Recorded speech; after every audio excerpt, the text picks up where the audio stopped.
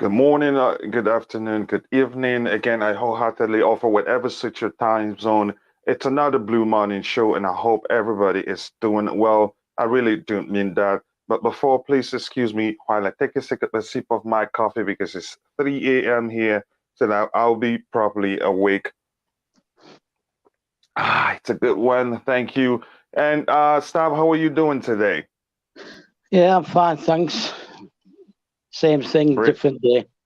Brilliant, brilliant. It's going to be a good show for you today. Today we'll look at Stephen Pagliuca and also Sir Martin Broughton and his group. Compare the two teams. Compare Stephen and also the Martin Broughton's team, and see who's will be a better fit for us should any of them emerge as the winner of the beats. So let's get into it.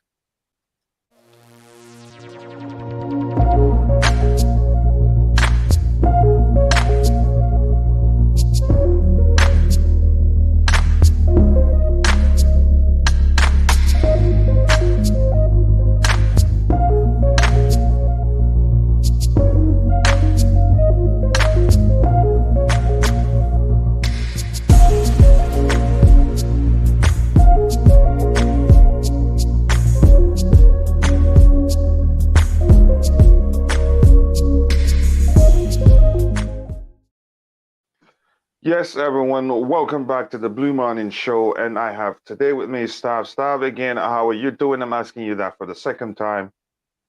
Yeah, I'm fine, thanks. Brilliant. Same as everybody here. Yeah, brilliant. And we have already a comment on the screen which says, "Good morning. I hope everyone is doing well." We hope you're doing well too. Paul Kabite, if you're there, please, if you haven't, make sure to like the video and more importantly, subscribe to the channel if you haven't. He says, yes, we are doing well. I wanted to know what is going on about my lovely Chelsea update on. Thank you. I guess we understand what he's asking. And Pierre here tried to answer him. Pierre says the candidates shortlists are part of the second phase and have the chance to submit amended bids, etc., before the 11th of April. Staff, can you talk about that a little bit more? Yeah, it's they've been looking at the club's figures, accounts and stuff, salaries, player salaries. If they want to, they're going to be flying to the UK to meet Thomas Tuchel and the board, and then they've got to assess whether they want to continue or not, and put a second bid in next week. And then 2 weeks' time, 2 weeks today is the deadline. The bids obviously have to include the extra billion that they're expected to invest in the future of the club.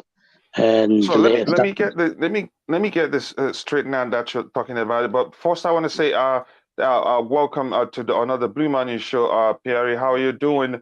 Star, can you give us an update? Yes, Star will do that. And also, I see the Queen is in the house. Our final bids are supposed to be April the 10th. So much time to wait.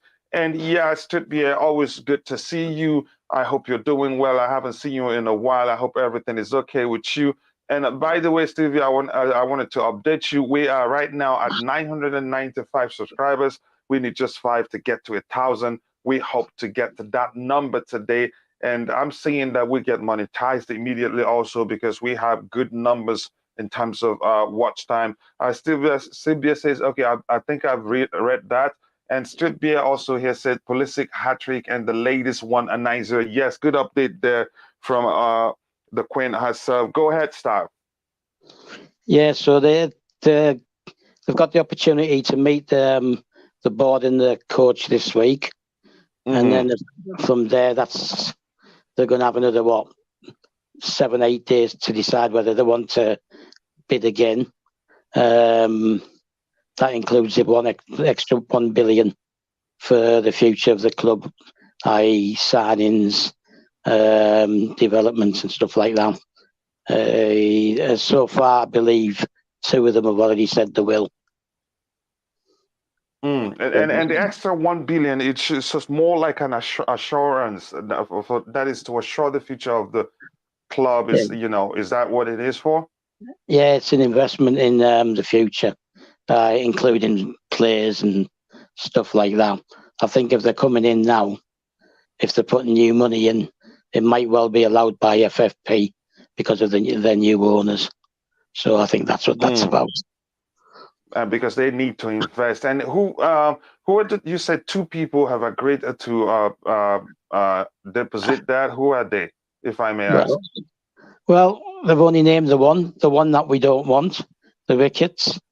And I'm making an assumption that the other one must be Todd Bowley, because the other two groups we're discussing today, they've still got issues as to regards making their bids due to the fact that there's ownership in other clubs as well. But I'm sure I'll touch on that later. Yeah. And if you remember, we've established that the Ricketts were in trouble because the money isn't the issue. Even if they themselves earn that reach, Mr. Griffin himself is worth around 24 billion or so. I'm not sure how much, but I think he has enough money to sponsor their, to carry them through the bidding process. Is that a concern for you, Stav? My concern is that they're involved in a bank. So it doesn't look like either of them are going to put any money in. They're going to be getting the money from a bank. So they're going to be approaching it in the same way as the Glazers probably did at Man U, which won't please declared. Well, it shouldn't please anybody, to be honest. Yeah. No, nobody wants that because borrowing money from the bank, which means we're in debt already from the onset of their ownership. So that alone scares the heck out of me. With that opportunity, I want to say hello to my brother and friend, Ankit from Almighty Blues FC. Brother, how are you doing? I hope you're doing well. Please make sure to go check out Almighty Blues FC if you're watching. Great channel, great content. Believe me, you will thank me later if you do. So, Stav, go ahead. You were saying something. Yeah, I'm saying that the two groups we're discussing today, they've still got issues with regards to their ownership of other clubs. I'll wait a bit for that, see if we get some more people on before I start saying it. Okay. Any other update? No. Stripware's done me. She mentioned both of them. The ladies have gone top of the league with a 9-0 win at Leicester City. They did that without. That's a butt whooping indeed. Yeah, they did that without their two of their star players as well, Pernille Harder and Pernille Harder and I forgot her name now. I can't believe I forgot her name. She's my favourite player as well. Is it Estribia, the Queen? Let us know who's the main striker for the ladies who missed the game and yet they won with 9 goals. Yep. While we wait for that, I want to say read Pernille this Harder is comment. one of them. Yeah. So by Almighty Blue Sisters, Pagliuca sounds like a better option for sure, in my opinion. Has previous and recent in European football, but then again, that's the issue here. That's where conflicts of interest comes into play. I know staff says they're not in the Champions League this time, or I don't know the argument he made, but again, it is. I think he has some issues there. Coming along, okay, this is just pleasantry with Sibia. Yes, okay. And declared a blue morning to you. I hope you're doing well, brother. And also blue morning to Biswise. I hope you're doing well. Pierre, welcome to the panel, and a blue morning to you. Yeah. Good morning. Morning, Pierre. Hello there. Did you remember the second name, Frank Kirby? Yeah. I was just about to say. I remembered it. I was just about to say it. Everybody's beating me to the punch today. Yes. So, Pierre, how are you doing? I'm doing okay. Awesome. Any update from your end? Well, the only obviously we're talking about the two people, but I don't want to steal Stav's thunder about the issues on their shareholdings. So I'm not going to say much about that either. But I'm aware of them. and what both need to do. I've also seen some of the comments about which preference of the two candidates we're discussing today, or consortiums, and obviously the one that people are saying is the better option has the bigger issues with the shareholdings. Correct. Stav, any updates from you in terms of transfers before we get into the main topic? No, one of our ex-players who's pretty pointless, Tony Cascarino, he's recommended that Liverpool should sign Conor Gallagher because he'd be best suited for their team. And all of a sudden the media are starting to say that Liverpool are moving in for Conor Gallagher. It only takes one pundit. What nonsense is that? Our own former player. Yeah. Well, he was a pointless behavior is that? Well, he's a pointless former player. He's the highlight of his. I just don't understand. Well, because they all need to stay relevant. They all need to come up with things. Craig Burley, Tony Cascarino, Andy Townsend. They're just all the way, and this guy and Andy Sutton and Chris Sutton, like all four ex-players. They all speak too much in the media, and they're just all pointless individuals who achieve nothing with the club, and they just need to stay relevant, basically. So I think it's a disrespect. They're being disrespectful to their former club, and it doesn't make sense. I don't know what that does to their reputation. Ben, what do you think about our former players suggesting that another club, a rival club, come and sign one of them? You could say the most promising talent from our academy in recent years. Well, they're like the non-Chuckle brothers. I mean, Tony Cascarino has been very outspoken, and it's like he's never ever played for Chelsea the way he's so anti-Chelsea. Craig Burley's very similar. I'm not going to go through all their names because they've already been mentioned. There is another one who tends to speak out against Chelsea from time to time. That's a bit more in the past. Alan Hudson tends to be very anti-Chelsea at times. They all seem to have a bit of a grudge.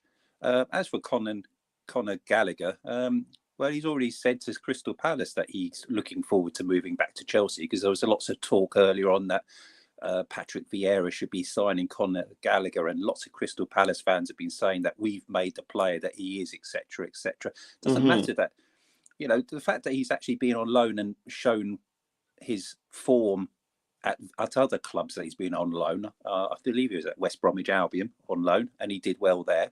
The fact that, Patrick Vieira wouldn't have gone after him if he didn't realise his potential, and Chelsea loaned him out to Crystal Palace as part of his development, because there was no guarantee he would be playing much in the first team. And as soon as he does well, it's not the first time clubs start sniffing. This is also happening with Southampton with Broja. Broja's our player virtually, or Arsenal have now come in and said we're interested in buying Broja. The players out there to show their Premier League credentials, and immediately other clubs start sniffing around saying, we can take this player. I mean, Southampton were outspoken about getting Broja for a while, and Crystal Palace, I have to say, they haven't been very open about taking the player off Chelsea. But obviously this thing about he's best suited for Liverpool. Why is he best suited for the way Liverpool play? Just because they play? Yeah. It doesn't make any sense. We need a box-to-box player.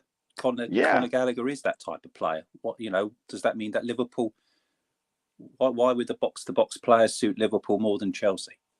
Yeah, and it's annoying that we're in a situation where it just feel like we're on the ground, and every other team in the league and every other fan base, they're kicking at us on the ground, and our own former players join them and start kicking at us too.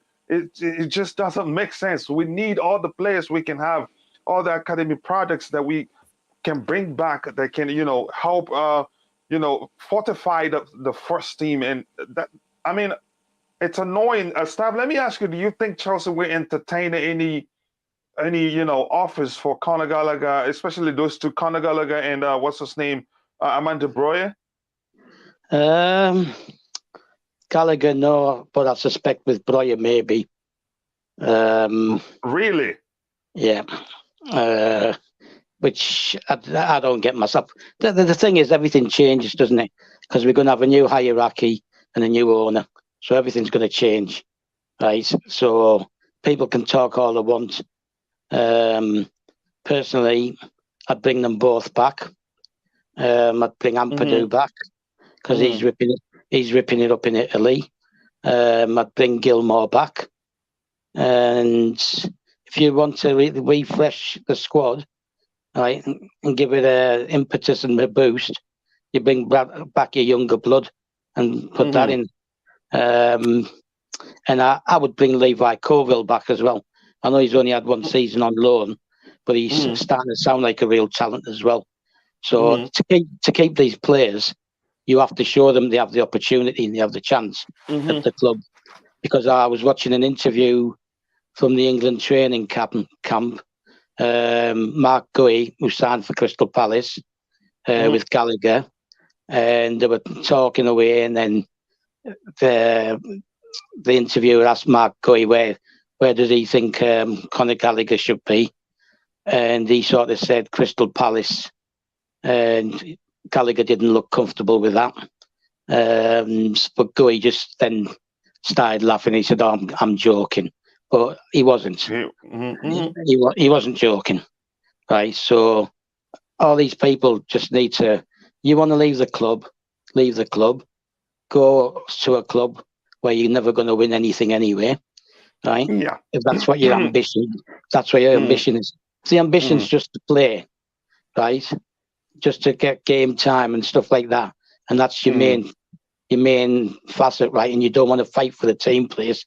Fine, go and play for the team that doesn't want, that will never win you anything, right? And then you're looking at, trying to think of a good example here, right? Someone who's left, and then look at Harry Kane. He was at Arsenal, right? And he was in their youth team. So he left, went to Tottenham, and he's a Tottenham fan, right? And he's been at Tottenham, and he plays every week if he's fit. Never gets left out. Let's not just let the topic because we no. have I'm trying to show you. I'm trying to tell you. Right? Yeah. Right. And now he wants to leave because he wants to win things. Understood. But just quickly, Pierre, let me ask you this: do you think Chelsea? To me, Staff says something I don't think will happen. I don't think Chelsea will entertain any offers for Amanda Breuer either, because he's been doing quite well, and I think he's better than what we have right now. It's obvious that letting him leave alone was a mistake. Do you think Chelsea will entertain any offers for Amanda Breuer? I think it's a little bit different on that side than Conor Gallagher. I think Conor Gallagher's future, I think he's specified. I didn't see the interview where he felt uncomfortable, but the other things I've heard is he has suggested his future lies at Chelsea. We haven't had the same on Breuer in that respect.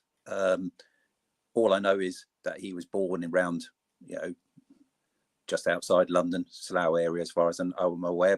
And he's a Chelsea fan, but that doesn't mean anything. Some of the other youth players, grown up as Chelsea fans. It depends on how ambitious he is, whether he feels that the playing first team football is going to be a bit longer at Chelsea because people. We won't discuss Lukaku, but Lukaku is in his position, and Chelsea spent 97 million. And whether he feels that Chelsea will be willing to sort of say, right, you're going to play ahead of him, or whether he sees an opportunity at Arsenal where Arsenal say, right, we're getting rid of our strikers and we'll like you as our striker. And he sort of says, well, I'm guaranteed first team football at Arsenal. So he could push for a move. And then if he pushes for a move, that's the difference to someone who wants to stay at Chelsea. And, you say, forget it, Liverpool or whoever comes in for him, he's our player, to someone who is a player but doesn't see his future at Chelsea. He wants first team football now and wants to be considered first choice. And I'm not sure that Chelsea are prepared to say your first choice striker at the club. Yeah, I think that explains why there's a chance that Chelsea might entertain his offers for his departure. So thank you very much for taking some time to explain that. Now we're going to go into the main topic, and I'm going to talk about. Let's start by talking about Stephen Pagliuca. Stav, you know, you're a teacher for not how to pronounce name. Did I say his last name right? Yeah, good enough. Oh, thank you. And before I go ahead with it, I'm going to breeze through the charts. And this is Christian David say hi, peace, peeps, blue morning to you, David. And we also have Street Beer, the Queen. I've said hello to her before. And this is them exchanging pleasantries. Big up, guys, and hit the like button. Yes, please do that. Thank you very much. And please remember to subscribe. And only 5 away to 1,000. Yes, only 5 subscribers away to get to 1K subs. Yes, keep clamoring it, keep talking about it, people. Let's get there. And another queen of the house, big up Coachila and the panel. Nice to see you again, Just Viola. And let me see who else is in the house here. I think I saw Frizz. Oh, Frizz, always good to see you around. I hope you're doing well. He says, I'd rather let Tucker decide who he wants and who he doesn't. I hope new owners does a change. I think, yeah, that's a good comment right there. But which is seeing things from fans' perspective. And again, I do believe with the new owners coming in, I don't think we'll be spending that much because we already have a good squad. We need to tighten up in some areas, and I think the midfield area and the attacking area, and also I think all departments, if you ask me. But we're not going to be spending that much, if you ask me. Spot on, he says. Again, any other comment here to read just quickly? Yep, that Pulisic is coming onto form. I hope he is, and he, you know, the international form. He translates that to his Chelsea form. That would be nice. Werner needs to go. Then his wages, we give it to Dembele. We buy a new left back and centre back. I have my reservations about us going for Dembele. If we're really against, you know what, racism isn't just against black people. There's racism against white people, racism against Asian people. And Dembele will be a PR nightmare, if you ask me. That's one of the reasons why I honestly do not want the club to go for him. We have 2 stars here. I'm going to have to remove one of them. Again, what other comment do we have here? We should, and I think Fraser says both Lukaku and Werner will be gone in the summer. That will be free. Yeah, that will free up wages. Yeah, that makes sense too. So I'm going to start with you. Pierre, let's talk about Stephen Pagliuca, who has a net worth of around, I'm not sure how much it is. Let me see if I have it written here. 3 billion pounds. Yeah, I think it's pounds. And then he owns 55% of Atlanta. That is in Atlanta in terms of the ownership. And also he owns 3.7 billion. Okay, thank you for that correction. Is it pounds or dollars? Let us know, Tobago. And then he owns Boston. Is it Boston Celtic? Pierre, can you come in and tell us what you know about Stephen Pagliuca? Well, I know he's a co-owner rather than the owner of the Boston Celtics basketball team, and obviously he's the majority holder he's the majority shareholder if he's got 55% for the Serie A team, Atlanta. So you know, he's obviously got sporting background. I think a lot of people here are keen on him because he's obviously doing it at a European club already. He's got ownership there, but of course his experience of running an Italian Serie A team is also his disadvantage as well because of the actual number of shares. But as I say, I'm not going to touch on too much on that because Stav has already said he's going to talk about that. But that's what I know about him. Don't know too much more. I know probably more about Sir Martin Broughton as a person because I know more about the people that are supporting him. Obviously Sebastian Coe, but yes, he was the person that came in. I'm not saying it was secret or so because obviously we know who he is, but that's really what I've learned about the American team, basketball team that he has a co-ownership of, and the Atlanta team, which he's the majority shareholder. Okay, here's the question I have for you. Stephen is coming alone. Is he teaming up with anybody? He's not teaming up with anybody. If that's the case, he's worth just around 3 billion. Even if it is pounds, even if it is dollars, it doesn't matter. So how is he gonna 2.9 billion pounds? Tobago says, how is he going to fund that is the purchase of the club? Can't really say no on that because, as again, any papers or sites I've been to look him up, it doesn't talk about consortium or members. It just talks about him as a person, and obviously teams he's been involved in. I mean, obviously he's not poor, is he? He's a rich enough person, but he hasn't got the financial backing that some of the other consortium shortlist candidates have got. So, but he must have passed or ticked all the boxes by the Rain Group to explain where his finances were coming from and his plans for the club, because obviously stadium redevelopment is a key plan. That must have been for phase 1 and also for phase 2.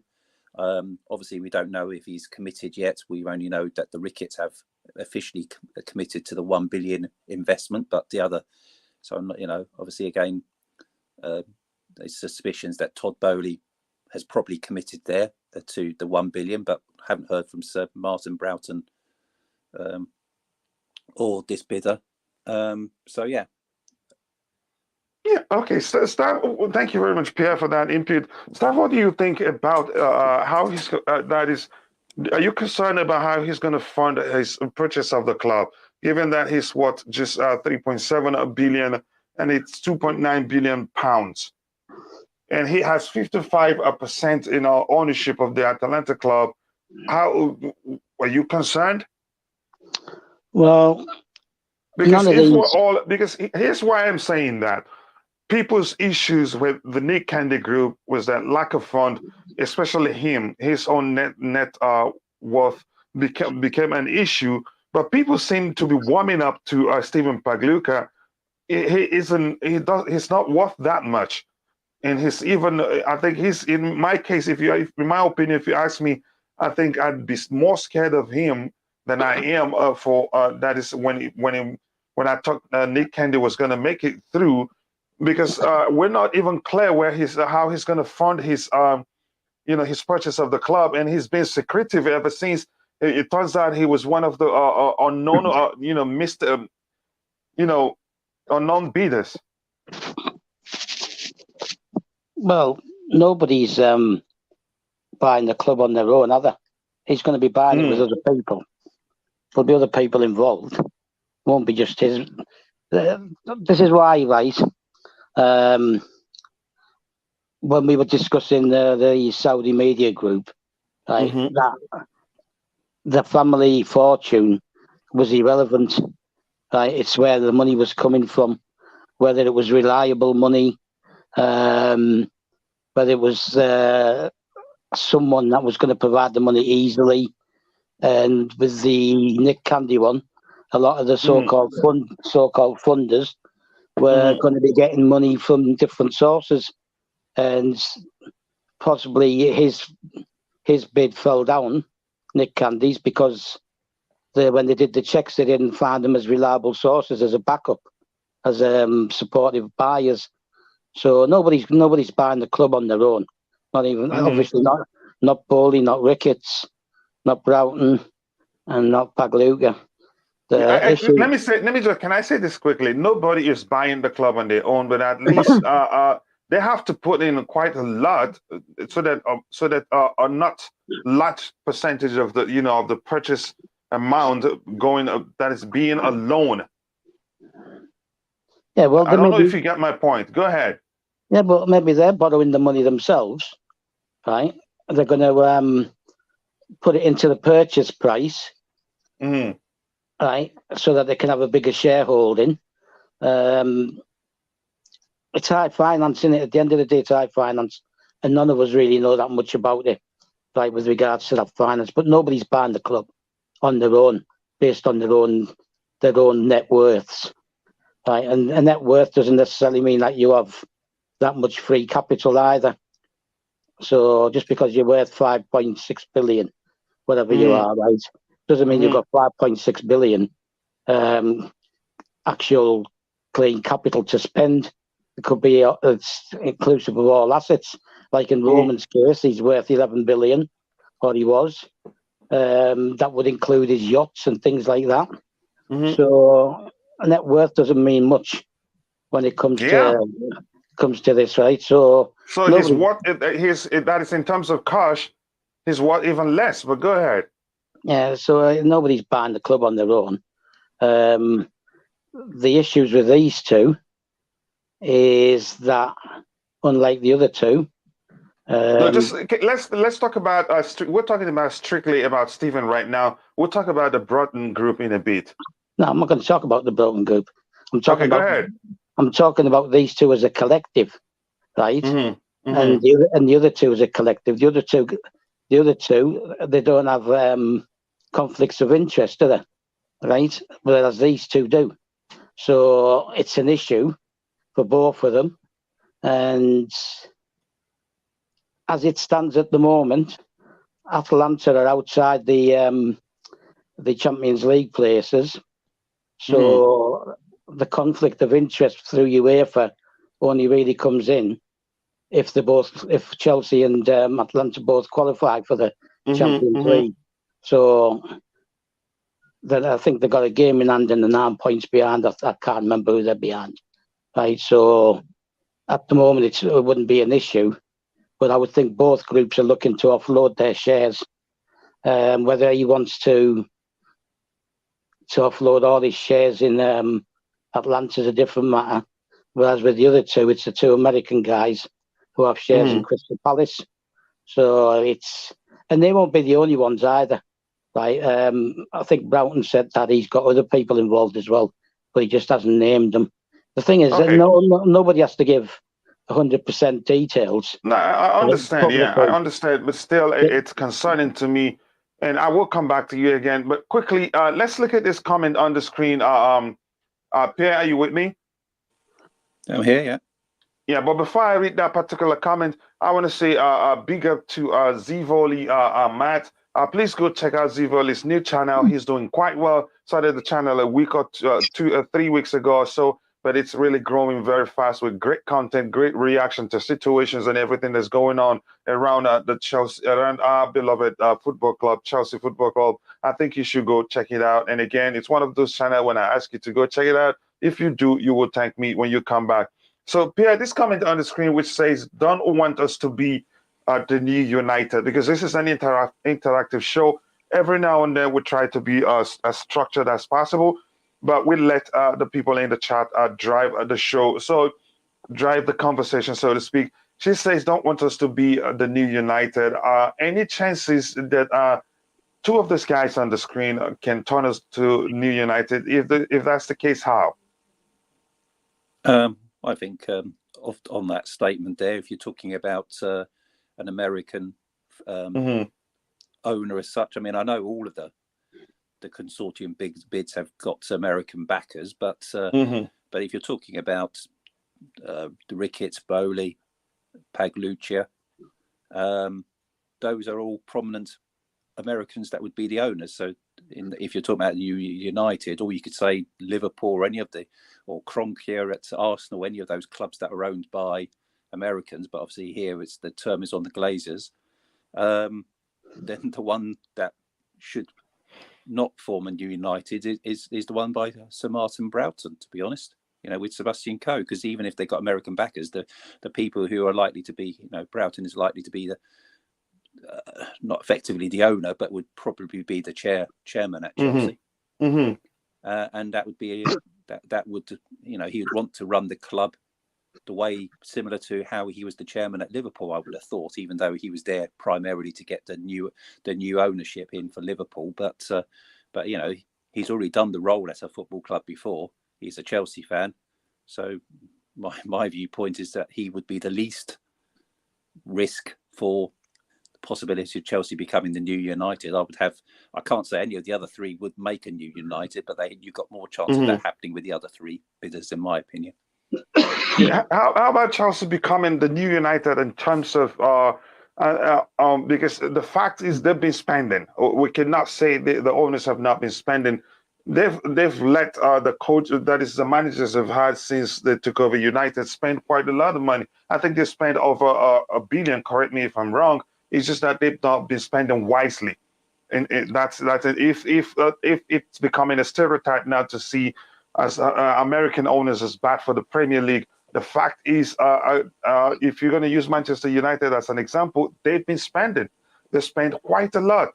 But the question is, how about in the area of? Go ahead. You wanted to say something, Well, Pierre? yes, I mean, they have been spending, and they have the abilities to spend Mm-hmm. because they have a bigger ground. I mean, that the ground redevelopment is going to be quite crucial here. Chelsea have been surviving on a lower income on a 42, well, nearly 42,000 capacity, Mm-hmm. whereas Manchester United is over 70,000. I think it's 78,000 at their ground. So when you've got that sort of, and they sell out the matches week in, week out at Old Trafford, they have got the finance.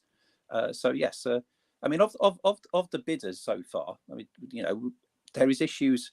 I'm not going to say there isn't any issues with Sir Martin Broughton, may I say, because obviously, that's one of the things we're going to find out here, I suppose. But Mm-hmm. we know with the Todd Bowley, there's issues with the some people don't like the introduction of statistics data and whatever on that side that he's told that he would be bringing. But he has stated that if he was the new owner, that he would be buying some A-list signings. That was his words. Ricketts, I haven't heard too much about what their signing plans are, but I would imagine.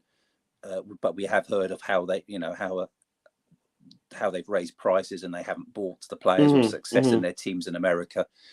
What my concern with, Pagliuca bids is the fact that the reason why he's down as a mystery bidder for Chelsea is he has ensured that his bid is covered by a non-disclosure agreement. So people literally do not know who his backers are.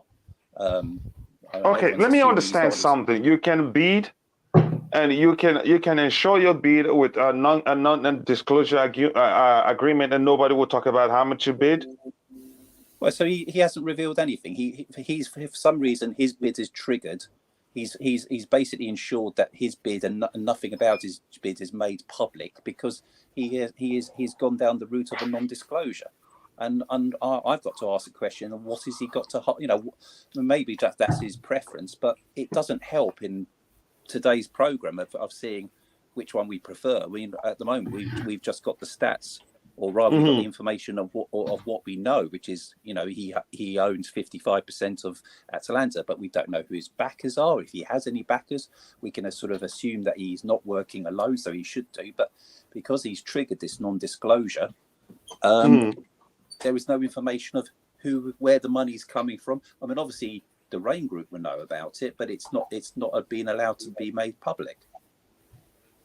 Yeah, that lack of transparency in terms of Stephen Pagliuca is it's concerning to me. What is he hiding? That's you got to ask that question. But I'll come back to you, and thank you for taking some time to add that great input to the conversation. Let's breeze through the comments again, and I'll come back to start. And I want to say, LSC, welcome to the stream today again. How are you doing? Yeah, not so bad, bro. You're right. Awesome. Good to see you. So thank you again for that great input, Street Beer, one of the queens of the house. I appreciate that. I've said hello to Matt here. Let me see if there's anything to read here. If not, we'll come back to the conversation. We have this one here, and it's more like a question. Anyone know exactly who exactly is the fifth mystery bidder, or is there even a mystery fifth bidder? Can you answer that, Stav? Yeah, I don't believe there is. So there's no need to go into it. I think it may have been just rumors or speculations by the media. Okay, let's see if there's anything here to chat. TC, blue morning to you. I haven't said blue morning to you. And Tobago, I'm sure I've said blue morning to you. Fine now, fought the flu and yourself. Okay. Good to hear that you're doing well. And by the way, Tobago, I hope your brother who was taken to the hospital the other day is doing better. I hope that's the case. Stephen got a Bain Capital behind him. That Bain Capital is a bank, right? Yeah. Okay, so yeah, okay, that's good to know. Thank you for that update, Just Viola. Nice to hear. They say, and the TC again. And Arsenal for life. A fifth mystery bidder is Mike Ashley. Oh, thank you. That's a nice troll there. Okay. I don't believe it too. Okay, yeah. Okay, that's by the way. I'm going to come back to you, Stav. Going back to that Street Beer comment which says, I don't want us to become another United. In terms of borrowing money to purchase the club, because that's the only aspect I can see where these owners can make us another United, because United have been spending, it's just that they've not been spending wisely. Stav, what do you have to say about that? Well, I've mentioned it before, right? It's the guy who was running the club that wasn't spending it wisely, right? It's not Ed Woodward. Yeah, Ed Woodward, right? I mean, put jokes aside about Maguire, right? Mourinho wanted him, right? And there's a couple of others that Mourinho wanted, and they wouldn't let him have them. The minute Mourinho leaves, they go and get them for Ole Gunnar Solskjaer, right? So with Matt Broughton, if he gets it, I believe that. Start with Stephen at the moment. Yeah, but I can't start with Stephen because I don't know who they're going to put at the head of the board, do I? I think what's the name? Just Viola mentioned in here that he's backed by something capital. I can't see that comment, which is a bank. But go ahead. Yeah, but they're not going to be the board, are they? They're not going to be the chairman, right? They're not going to be the one running the club day to day, like Ed Woodward was, right? So out of the four, the only one that you know for the fact is going to be Broughton, because it's pretty much been said that he'll be the new chairman, right? So I would expect him to do a better job, right? I would expect him to listen to whoever's involved in the selecting players to buy and who to sell, etc., right? In the recruitment department, right? Whereas Ed Woodward just did what he wanted, right? He didn't listen to anybody. He just did what he wanted. So you got to take that into account. Then you got to take into account that we've got Tuchel. They had Ole Gunnar Solskjaer. I don't want to really laugh with a comparison of the two, right? And don't forget that under Mourinho, they won 2 trophies, right? So it hasn't been a total loss, and they've finished second 2 or 3 times. So they're only getting rid of certain players who create problems and a decent manager away from being successful again.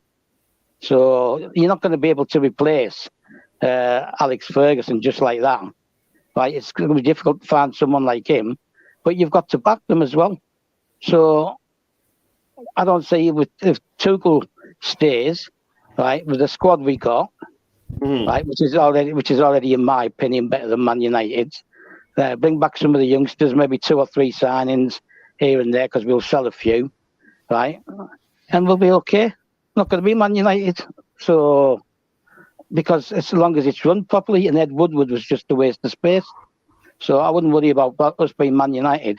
With regards to Arsenal, the Arsenal for Life guy who said Mike Ashley, right, as the Chelsea fans were singing the other week, Ashley only buys S word, right, meaning he's not going to buy Chelsea. So Mike Ashley's more likely to buy Arsenal than he is Chelsea. Oh, thank you. That's brilliant response to that comment. I hope I still find him here. Yeah, this is the comment here. A fifth mystery beater is Mike Ashley. Good to hear. Now I'm coming to you, LSG. What do you think about Stephen Pagliuca? He's the fact that he's worth just. I know you're always concerned. You always want to see people with liquid cash. But this guy, he's worth, I think it was 2.9 billion pounds. And let's not talk about his ownership right now and how that could affect his chances of becoming new Chelsea owner. But the fact that he's worth just 2.9 billion pounds, are you concerned at all? And we don't know much about how he's raising his money and how much he's beat already. We don't know. Yeah, I'm totally concerned. I think it's bad news. I don't want him near the club. If I have concern for people like Broughton and co, Pagliuca is total bad news. All right, I don't want him near my club. And what I've noticed is a trend, among some Chelsea fans. They think that just because Atalanta has been doing well for some time now, they think he's responsible. They're attributing the success of Atalanta to this Steve Pagliuca. And he only just got the club this year, February this year. So this is the problem. So he's not responsible for whatever success they may be achieving right now. So the obsession with Steve Pagliuca and any other bid that don't have the finance, should stop immediately. And also, the idea that we'll have an owner that is just going to take us directly into debt when we just have a 1.5 billion debt wiped out, is really concerning for me, So this is the main reason why we have to be careful on who ends up having the club. Yeah, I think, to me, I'm really concerned in terms of how much it's because net worth covers his assets and everything. So, but that's by the way. I'm coming back to you, Pierre. The fact that he owns 55% of Atalanta, which is a football club too. We're talking. Is that an issue for you from any perspective you want to see it? Well, it is an issue because, as it's been mentioned by Stav, etc., we may not be in the same competition for a while, but he'll be pushed to reduce his holdings. He is allowed to have shareholdings. I don't want to mention the other side too much, but that same will apply there. But their percentage in Crystal Palace is far lower than the 55%. So for them to go below the required 10%, so to go below the 10%, it's far less to sell that side than the 55% to make him, because there's every likelihood that if he became the new Chelsea owner, that there would be a conflict if Atlanta manages to end up in the Champions League or whatever, that they'll be in the same competition and he would be owning Chelsea and also being the majority shareholder at Atlanta. He has to get rid of over 46% he would have to get rid of to be below 10%. And who's going to step in and buy that much of Atlanta? Hey, that brings to mind where I'm concerned the most. Why is he still part of the whole process? He hasn't even sold it. So what if he's only just joined there? He only bought the shares in about January or February this year. So he's going to have to backtrack from Atlanta if he wants Chelsea, because he's already put money into it. He hasn't been at Atlanta that long. Wow. Quickly, I'm going to read this comment from Street Beer on the screen, which says that just brilliant 9-0, yeah, killing it. And yeah, Street Beer, you say you want a 10. Can we just be a little nice? We're nice people. Making it 10 will be some punishment if you ask me. And I want to say blue morning to you, Nick Blue. Nice to see you here. I hope you're doing well, brother. And I like the conversation going on in the comment. And if you have any question or something you want us to answer regarding about Stephen Pagliuca, just let us know. Stop coming to you. How much of an issue it is for you or concern the fact that he owns 55% share of Atalanta, and plus he just bought those shares in January. LSG talked about it, and also Pierre did talk about it. Well, we can't really discuss it that much because of the confidentiality. He may already be in the process of trying to find buyers and get rid of his shares. So, but I'll repeat what I said earlier on. Nobody out of these four groups, right, has enough cash to buy the club on their own. No, we're not talking about cash now. We're just talking about his shares in Atlanta. I'm responding to LG, right? Whatever. LSG. Right? LSG, right? Right. That he has a concern, right? His concerns that they're not going to change. Doesn't matter which one he personally picks as his preference. They're all going to be in the same boat. They're all going to borrow money, right? They're all going to be basically not turning us into Man United, but every single one of them, right, is going to owe money, which they're going to put on the club. right? So that's the whole point. So we need to get over this this thing, right? That Todd Bowley's worth 5 point something and Rice is worth 3 point something, because they're not going to bankrupt themselves. They won't have all that cash available anyway, and they're not going to bankrupt themselves to buy Chelsea. So the money's going to be coming from other sources as well, right? I would doubt that Finkelstein, Sharoni, and the likes of them, right, have the money to put a sizable amount of capital in anyway, right? If at best they'll be millionaires, right? They're not going to be billionaires. So the money's going to come from outside anyway, i.e. the Bain Bank, the guy who's backing Ricketts, right? And I'm pretty sure Bowley's got somebody backing him as well. And the same thing with Broughton. So the money's not going to be coming from anybody individually. So for LSG to say that he's concerned that somebody hasn't got this money and he doesn't want him near their club, his club, right, is irrelevant, because not one of them is going to invest all of their own money in this club. There is going to be a debt, right? Hence the additional 1 billion, right, that the club's asking them to put up. Well, here's the thing. Here's where I'm on the side of LSG a bit, is that the lesser that they have to borrow, the better. Yeah, but you don't know that, do you? You don't know who's asked to borrow the least. Okay, that's the truth. So now, can you tell us what you think about Stephen Pagliuca's 55% ownership of Atalanta? How much of an issue or concern is that for you? Well, it only Pierre's already told you, hasn't he? And I said earlier on, it only becomes an issue if Atalanta make the Champions League, right? That's when it starts becoming an issue. Then he will be expected to offload his shares. Like why do we have to stop? That's where you do you like this guy, Steve? You let me know. You're my friend, but you seem to be fighting me every time I talk about that. The fact is, we have to be proactive here. Why do we have to wait for it to happen, for the issue to happen before we do something? Because I don't know if he's trying to sell them or not, do I? I'm not a party to his bid, am I? I'm not a party to Broughton's bid. It looks like you are now. I'm not a party to Ricketts' bid, right? Not one of them, right, is funding the whole thing by themselves. Not one. No, that's by the way, you've explained that, and that's the truth. And I've learned that there's no possibility for any of them to fund it. He may already have buyers. He may already have buyers. Okay, if he has, let him just do away with it if he's sure. I don't know. Maybe nobody would do that except if they're sure that they're going to end up becoming the new owners of Chelsea Football Club. That's right. I appreciate. Yeah. Good job. That's right.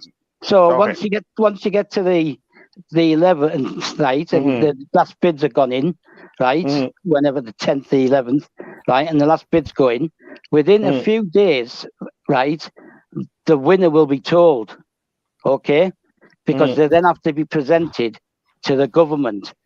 Once he knows if he's won, right, because he may have told Rain, he may tell Chelsea, I've already got buyers, right, this is why I can't speculate, Pagliuca, right? He may already say he's got buyers, right?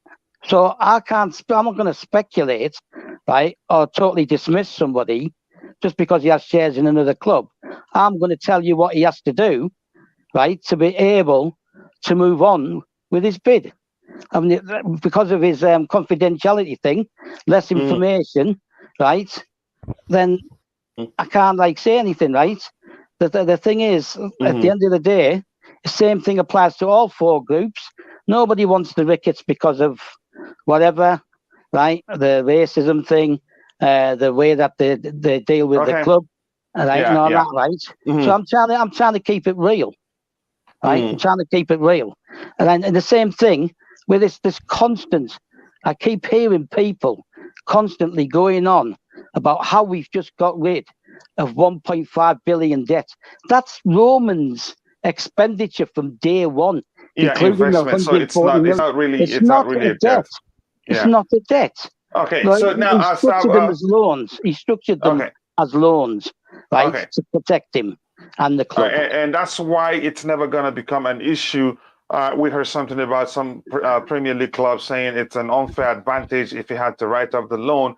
Then we explained that day on this show that it cannot be called a loan; it can be called an investment. And if it doesn't, yeah, exactly. So yeah, thank you very much, Sam. He'll have everything. He'll have all information and all the proof, right? That includes the development of the academy, the training ground, buying the club, and all this kind of stuff, right? Initial investment on players, which you're allowed to make initially because you've become a new owner, and the club doesn't come under the FFP immediately as a new owner or the EPL rules, right? So he'll be able to prove that. So people need to stop going on about that 1.5 billion. Okay, yeah, thank you, Stav. So now quickly, I'll breeze through the chat. Again, I want to say welcome to just CFC. Nice to see you here. And I'm going to go back. I've seen this. These are just people talking between themselves. Leicester City next to game are Arsenal and City. Okay, good to know. And Chelsea women, we're nice people, but we're also competitive. Yeah, you should just stop at around 5-0 if you ask me, but that's just me joking. Declared here, declared hump.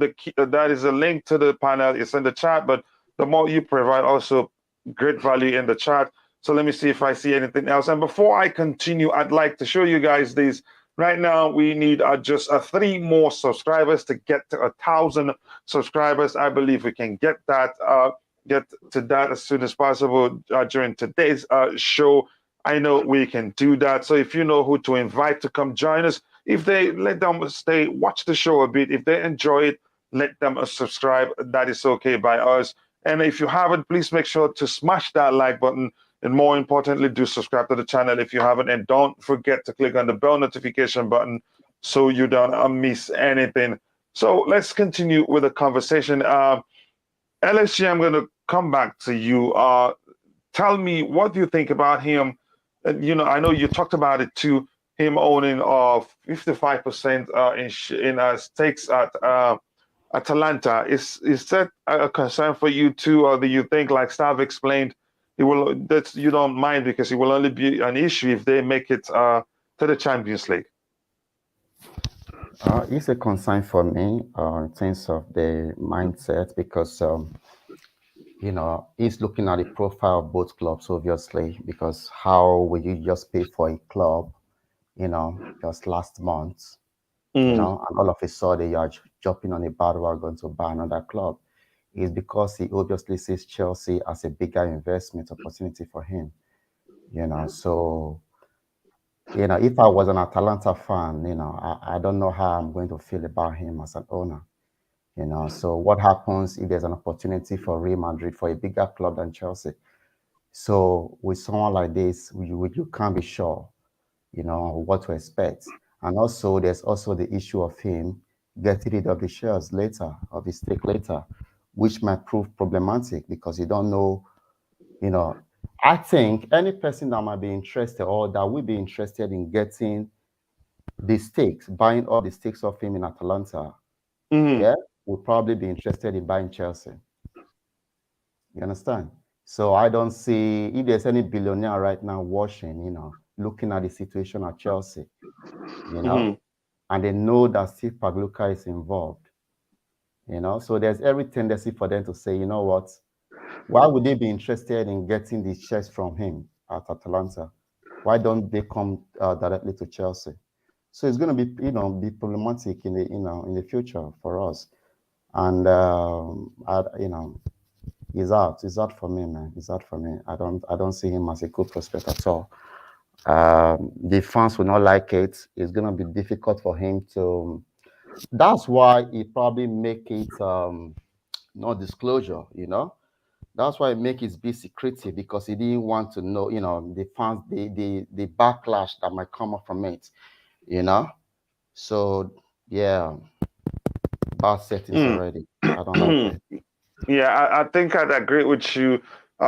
Given the fact that he just bought Atalanta, the shares are at 55% of shares from Atalanta this past January, and he's already looking to sell it because he's in a bigger investment. What happens tomorrow if he sees if he gets the opportunity to buy shares from of another club that he thinks is bigger than Chelsea Football Club? Yeah. So to him, it's more like an investment. So if he sees profit, he just takes it and runs away. Yeah. And if he decides to sell, that's a problem. So Pierre, I'm coming to you. It's a global brand, you know, so everyone wants to take opportunity of it. Pierre, I'm coming to you. What do you think about this? The comment from LSG that he's concerned at the fact that he's selling shares that he bought not just long ago to come and become part of the ownership of Chelsea Football Club, that he might decide to sell in the future if he gets a good offer, if he sees an opportunity to become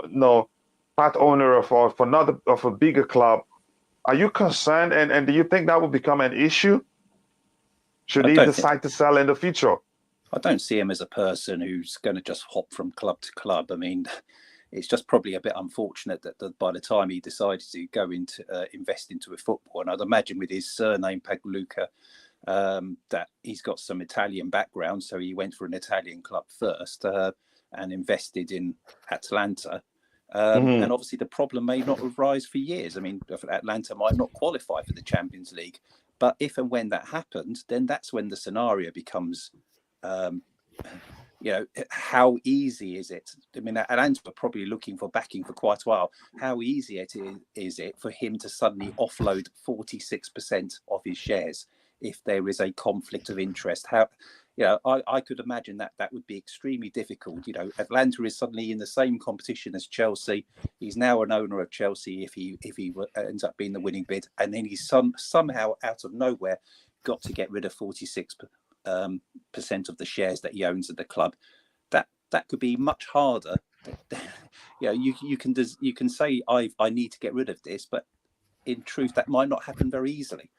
As with regards to non-disclosure, I mean, the 55% ownership of Atlanta is public knowledge, so he wasn't trying to hide that. The only thing on the non-disclosure side is he's not allowing anyone to see who the actual backing is coming from. So, unlike the other consortium bids, we don't know the investment backers for the his particular bid. So we don't know the names, we don't know anything about his proposed plans. He hasn't submitted anything. The other areas, Todd Bowley and Ricketts, and I know we're going back to previous ones. I'm trying to miss out Sir Martin Broughton because obviously no worry, go ahead. But I'm mentioning about the other ones. We know that Todd Bowley has talked about redeveloping Stamford Bridge. We know that he wants to introduce statistics, data. We know he wants to buy some A-list players. I mean, there's certain things that he's mentioned. The same with the Ricketts. They obviously feel they got an advantage on the redevelopment side. So a lot of them have made their plans known, but he has made no plans public. He hasn't and not revealed where any of the money is coming from. None of the backing is being made known because he and that is a big concern for you, right? It's not a big concern, but it means that for certain people, how much money is backing him, we don't know. What is his plans for Chelsea? How is he planning to run it? We don't know. But obviously he must have ticked all the boxes, otherwise he wouldn't be in the shortlist. So he must be catering for redevelopment plans. He must be catering for, but we don't know the entire plans. We don't know whether he's planning to run the academy. What is it? How he plans to run the club if he became the owner? We don't know, and we don't know any of his financial backers. Wow. Okay. It just looks like you and Stav came prepared. Maybe you guys had a meeting and decided today we're not going to let Coachila have his way, but I'll survive. But thank you for that great input, Pierre. It was good to take. I appreciate you taking some time to explain that. Let me breeze through the chat again. This is Nick Blue saying hello to Street Beer. And Street Beer, I must say, it looks like you watch every football match that Chelsea players are involved in. That's good to see your Chelsea through and through. And I'm glad. That's why I'm happy to have you as one of the queens of the house. You and just Viola. I'm very proud of the job you guys are doing for Chelsea Perspective. And also here is Tide Talks CFC. Please, if you haven't, go check out Tide Talks CFC. Great channel. He's a kid, but he understands football. He understands and talks football quite well, especially from the perspective of Chelsea Football Club. Yes, a Chelsea perspective. we have, as Sasika Uchu has said, we are the dark horses of the tournament. Anything can happen. Are you talking about the Champions League? If that's the case, I think I'd like us to lift it again this year. It will be a heck of a story should that happen. And also we see, okay, this is just people exchanging pleasantries. So, Stav, again, what do you have to add to what Pierre just said about Stephen Pagliuca? Not a lot. He's basically said everything. He had to have passed the process to be shortlisted. So as long as he's satisfying reign, that's all that matters. We need to get over this idea that we need to know everything, that it's up to us, and that we should be kept informed and all this stuff. Right? A lot of processes like this are nearly all confidential. Right? We're lucky that we know as much as we do. He will have his reasons, right, why it's confidential. So we need to get over this idea. Also, I would like to say, right, how many clubs are there that are bigger than Chelsea? Right, you can't buy Bayern Munich because it's 51% fan owned. Right, you can't buy Barcelona because they have members. Real Madrid is the same, right? Man United would cost a fortune. Nobody wants to buy Tottenham, and they're not bigger than us. Nobody will want to buy Arsenal. They're not bigger than us. It would be difficult to get AC Milan or Inter Milan because of the debts they have. AC Milan are being checked with their FFP. With Inter Milan, you've got the Chinese. So why would somebody just move right from one to Chelsea and then be looking to buy another club? Because we are amongst the biggest, and that's not me being arrogant, right? We are. We're one of the I wouldn't say no to that. You and I agree with you on that one. Right, we are one of the powerhouses, right? If the war had took place 4 months ago, right, and Roman was sanctioned 4 months ago, maybe he would have looked at buying Chelsea instead, right? And like Pierre said, at the end of the day, he does have an Italian background, and that's why he chose Atalanta, right? But they're a tiny club compared to us, so why wouldn't he be thinking about moving and trying to get Chelsea, right? At the end of the day, maybe he's a bit of a Chelsea fan himself from a distance, because we've had a lot of Italian players, and that's how your fan bases grow, right? Because of the players you sign as well, right? We got a large fan base in Russia because of Roman, right? Then you had the fan bases from Africa because of the Ivory Coast, Ghana, etc., etc. Nigeria. If you miss Nigeria, I'm kicking you. If you miss Nigeria, I'm kicking you out of the studio. Yeah, but I'm not mentioning the small countries. Thank you very much, Star. I appreciate that input. Yeah, you still saying something? No, the thing is, and it's the same thing, right? You have fan bases which are built on the players you bought. So we'll have a decent fan base in the Czech Republic because of Petr Cech. Right? We won't be the biggest, but we'll have a fan base there. When we play in Russia, you could see the amount of Russians that turned up for our games to support Chelsea. So that's how you build on your fan bases as well. So why wouldn't he? The likelihood is maybe he's a Gianfranco Zola, Roberto Di Matteo, Gianluca Vialli, or that type of player, right? So that's how you build the fan base. And he could be a distant supporter of Chelsea in the past, and now he's seen this, but he obviously sees a good investment as well. So, and he wants to keep it confidential because some of his backers may not want to be publicised, right? So it depends where his backing's coming from as well, and maybe they don't want to be known at the moment. So it doesn't make the confidentiality bit doesn't make it any different from the other three bids. Yeah, thank you very much, Star, for that great input. Coming back to you, Pierre, can you start tell us again? Let me ask you this question first. What do you think that Stephen Pagliuca have a good chance to become a new new owner of Chelsea Football Club? Well, he certainly has a good chance because he's made the shortlist.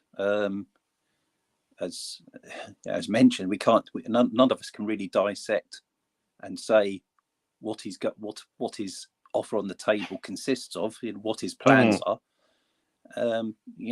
Obviously that was something that any of the candidates could have gone for the non-disclosure. He chose to trigger it so that none of the information is made public. And obviously from the Rain Group perspective, if details of his bid had been made public, then of course, again, you got the same thing as before, where, if the Ricketts had been kicked out for fulfilling the requirements, they could have sued. Then I would imagine that, again, if he'd gone for the non-disclosure route and anything had come out of what he was putting on the table, who his backers were, what his plans were, all of those bits and pieces that he doesn't want to be made public, and obviously made him therefore the mystery bidder, he would consume. And obviously, yes, his name is now out there.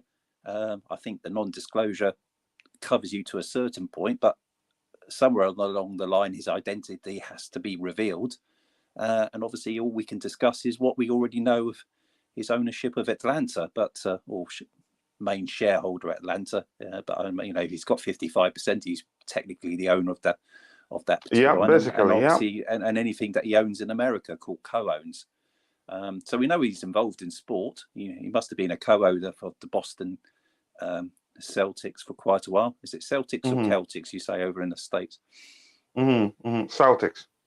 Celtics. Okay, so just so I have some pronunciation to teach you too. Yeah, I feel good. Well, no, we call the football club Celtic over here, but no, I understand. I was just kidding. Just assuming that Bolton Celtics would be pronounced Celtics as it is in Scotland. Yes. Yeah, thank you very much, Pierre. I always get to listen to you. To your responses. All great. LSG, coming to you. Do you think he has a good chance to become a new Chelsea Football Club owner? Of course he does. Every single one of them there do. So as long as he has experience already of running sports, so that's a huge criteria. And obviously he's got the financial backing. So I won't be surprised if he makes. I think there's going to be another stage before. Yeah, it's looking like it. Confirmed by is it April 11th? Yeah, I won't be surprised if he makes it to that point. Thank you. How about you, Stav? You think he has a good chance? Yeah, they all do. As long as they're willing to stump up the extra billion, they all have a chance. That's a condition that they all have to agree to. As long as they all be able to guarantee that extra billion, they will stay. Yeah, more than likely. And then they get to put the second bid in, and then Rain Group and the board will decide collectively. By the way, it's not just the board; it's the Rain Group as well. Okay, so collectively, so I'm reading that the Rain Group will have an input, but it doesn't stop the club from turning down one of the Rain Group's recommendations. So at the end of the day, it doesn't matter. We're stuck with it. Whatever it is, we're stuck with it. Ideally, we'd all want to keep Roman, right? But we know that's not happening, right? So we have to now wait and see as the process is completed, then find out who it's going to be, and then I'll deal with the situation when it happens. I'm not going to turn around and say I'm not going to like it because so and so still in the bidding, right? Because we've already discussed that yesterday. But either way, I'm still going to be the end of it all. I'm still going to be a Chelsea supporter, whether I like the new owner or not. Yeah, I think I like that comment. So I'm going to let breeze through the comments again quickly because this is an interactive show. Sasuke Uchiha says Pagliuca of Bali pretty please. Well, if it's up to us, with make our choices. I hear that the poll I had out here says, which of these two potential new owners do you prefer? 71% says they prefer Stephen Pagliuca, while 29% says they prefer Martin Broughton. But we're still at it, so maybe that would change. Before it was 50-50. Nick Blue, I must let you know I like your style. First, whenever you come around, you stay a bit in the chat. That means a lot to me, because when you provide good value whenever you're in the chat too. So, but Nick, welcome to the stream. Yeah, hi chaps. Yeah. I've been hearing you know what you have to say. Some good, some not good. Me personally, if it's anyone apart from the mystery man who could come in and we don't know of. 1 second, Stav, can you hold on the fort for me? I'll be back in just 1 minute. Go ahead, Nick Blue. Yeah, I said, apart from, hopefully we have someone we don't know of. Like I keep saying, someone mentioned it to me, that's why. But, it's not like 100%, but that's what I'm hoping for, really. But if anything, I will go for Bowley, like I said. Bowley is more, it sounds more good to me. The other guys, the one with Crystal Palace links, that's not good, because he has to let go of his links with Palace, Chelsea. Let's say, in the long run, he might do the same to Chelsea. He might go, oh, I'm going somewhere else now. That he doesn't sound good to me. So these two, I don't think they have a chance like the Ricketts. It's got to be Bowley or the mystery man. If you understand what I'm saying. If there's a mystery man. Yeah, I can't guarantee it, but that's what they've been telling me. So I don't know. But who do you think? Do you think Bowley is better than the rest? I'm going to ask you. I'm sorry. I'm going to ask you this: who is the mystery man that you're talking about, Nick? It's someone we don't know. I don't even know. Someone, Chelsea contact of mine. He said, "Don't you waste your time too much with this lot, because there could be someone coming in, and he doesn't want to be known." So that's why I don't know myself, really. I'm just going, well, this guy's telling me. So, I don't know for sure, but like I said, if anyone, it's got to be Bowley. He's better. He wants to rebuild the bridge, do the academy, the ladies. He wants to do everything like that. I'm all they all for have to do that. Yeah, but Nick, they're not. Yeah, Nick, but hold on. Let him finish, Stav. Yeah, look, like I said, the other one who's with Palace, that doesn't sound good. He will have to let go of his contacts with Palace, come to Chelsea, and then after 2-3 years, he could do the same again. So we don't really, I don't want him. That's out of the question. The other, Sebastian Cohen, a lot. No, I don't want them either. So for me, it's got to be Bowley or no one. Okay. Yeah. That's your opinion. I'm going to come ask you a question real quick, and then ask LSG, but let me go through the chat again. Just Viola said maybe Pagliuca will sell his stake in Atlanta. Who knows? No, he will. If he emerges the new owner, maybe he's looking to sell it now. We don't know what's going on, like Stav established before. And this is Style Talks. CFC saying Rain Group has told the 4 remaining bidders for Chelsea that it intends to present a preferred bid to the UK government during the week of April 18th.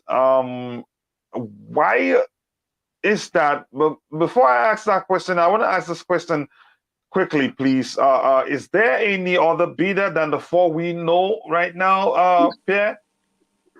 As far as I know, the mystery bidder, because that's the title that's gone to Pagliuca, is because of the non-disclosure. He's down. He's known as the mystery big bidder, and we know who he is. But the thing about it being a mystery is that we don't know what his plans are. So yeah, because but if I understood what Nick Blue said, Nick is I think Nick is talking about there's someone else that we don't know about. Well, he's talking about a fifth, but all the things here is that the Rain Group has talked about 4 remaining bidders, as Tide Talks has said, and I imagine that the April the 18th is that obviously they got the opportunities to submit their second or their any improved bids up until the April the 11th or before the April 11th, and then they have to go through the EPL and stuff like that. You know, whoever's decided between then, I think the target of April the 18th then is that the government at the end has to rubber stamp it. Understood. And Stav, I sent you a private message on your Facebook message. I think you should check it. I just asked you a question there. And now, LSC, do you think there's any other? Do you think there's a fifth bidder? At this time, you don't know what to expect anymore. The story keeps changing all the time. So there's a possibility. By April, I think by this time next week, we'll have a clear idea, on, because everything is going to continue to get streamlined. So getting into the new months, we'll begin to get a new idea on, on what to expect. So maybe sometime they might be confusing the information regarding the financial backers, assuming that they are separate bidders, instead of, because these names just keep popping up, so who do we have on the list already? Is it not, we have Bowley, we have Broughton, we have Ricketts. the Ricketts, that's 3. And we then have, Stephen. Stephen. So the 5th one, is that Bama? Is that Steve Bama? No, there's no 5th one to my knowledge. Anybody on the panel, is there any 5th bidder that you guys know of? That's why I'm asking. Yeah, Stav, you go ahead. Any 5th bidder? But Stav, before you come in, I want to show the people in the chat. Now we are at 999 subscribers. We need just one more person to hit 1,000 subscribers, and I know we can do that today. I appreciate all your support to everybody in the chat, from the 2 queens of the house, Just Viola and also Strip Via herself, queen of all streams. I appreciate all your hard work, everybody in the chat. Sasuke Uchiha, Phrase or Tobago, and every other person. I appreciate you all for all your input. You are the reason why we've even gotten close to this number, and I appreciate that so much. Stab, I'll come back to you again so quickly. We've read this on the screen. And intends to present a preferred bid to, okay, I want us to talk about that one. Let me just highlight it. I'll come back to it in a bit. And Nick Blue here said, I still think there's someone who we don't know of who will be the owner. That's my point here. That was the reason why I asked that question, Stav. Do you think there's a 5th bidder that we don't know? Because the truth is, there's no official statement. There has been no official statement from a Ren Group regarding how many, bidders we have in the final, in the current phase. Well, how can I put this? The 4 bidders, right, became public knowledge, right? That's the stage. The first stage is now completed. Okay. If there was anyone else, the likelihood is we'd know about them by now. The media like to stretch a story.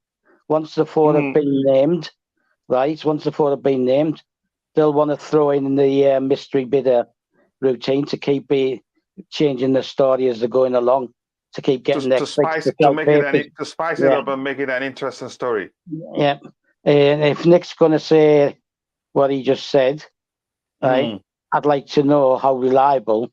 I don't want him to name anybody, but I'd like to know how reliable the source is and if they're connected to the club and would be in it. Okay, in the know. Stop. Just 1 second. Just give me a second quickly. I'll come back to you. Just give me a second if you don't mind, please. Something just happened. To me, it's a serious breaking news. So, what do you think it is, Sab? saw something. What do you think it is? I don't know. They've named the fifth bidder.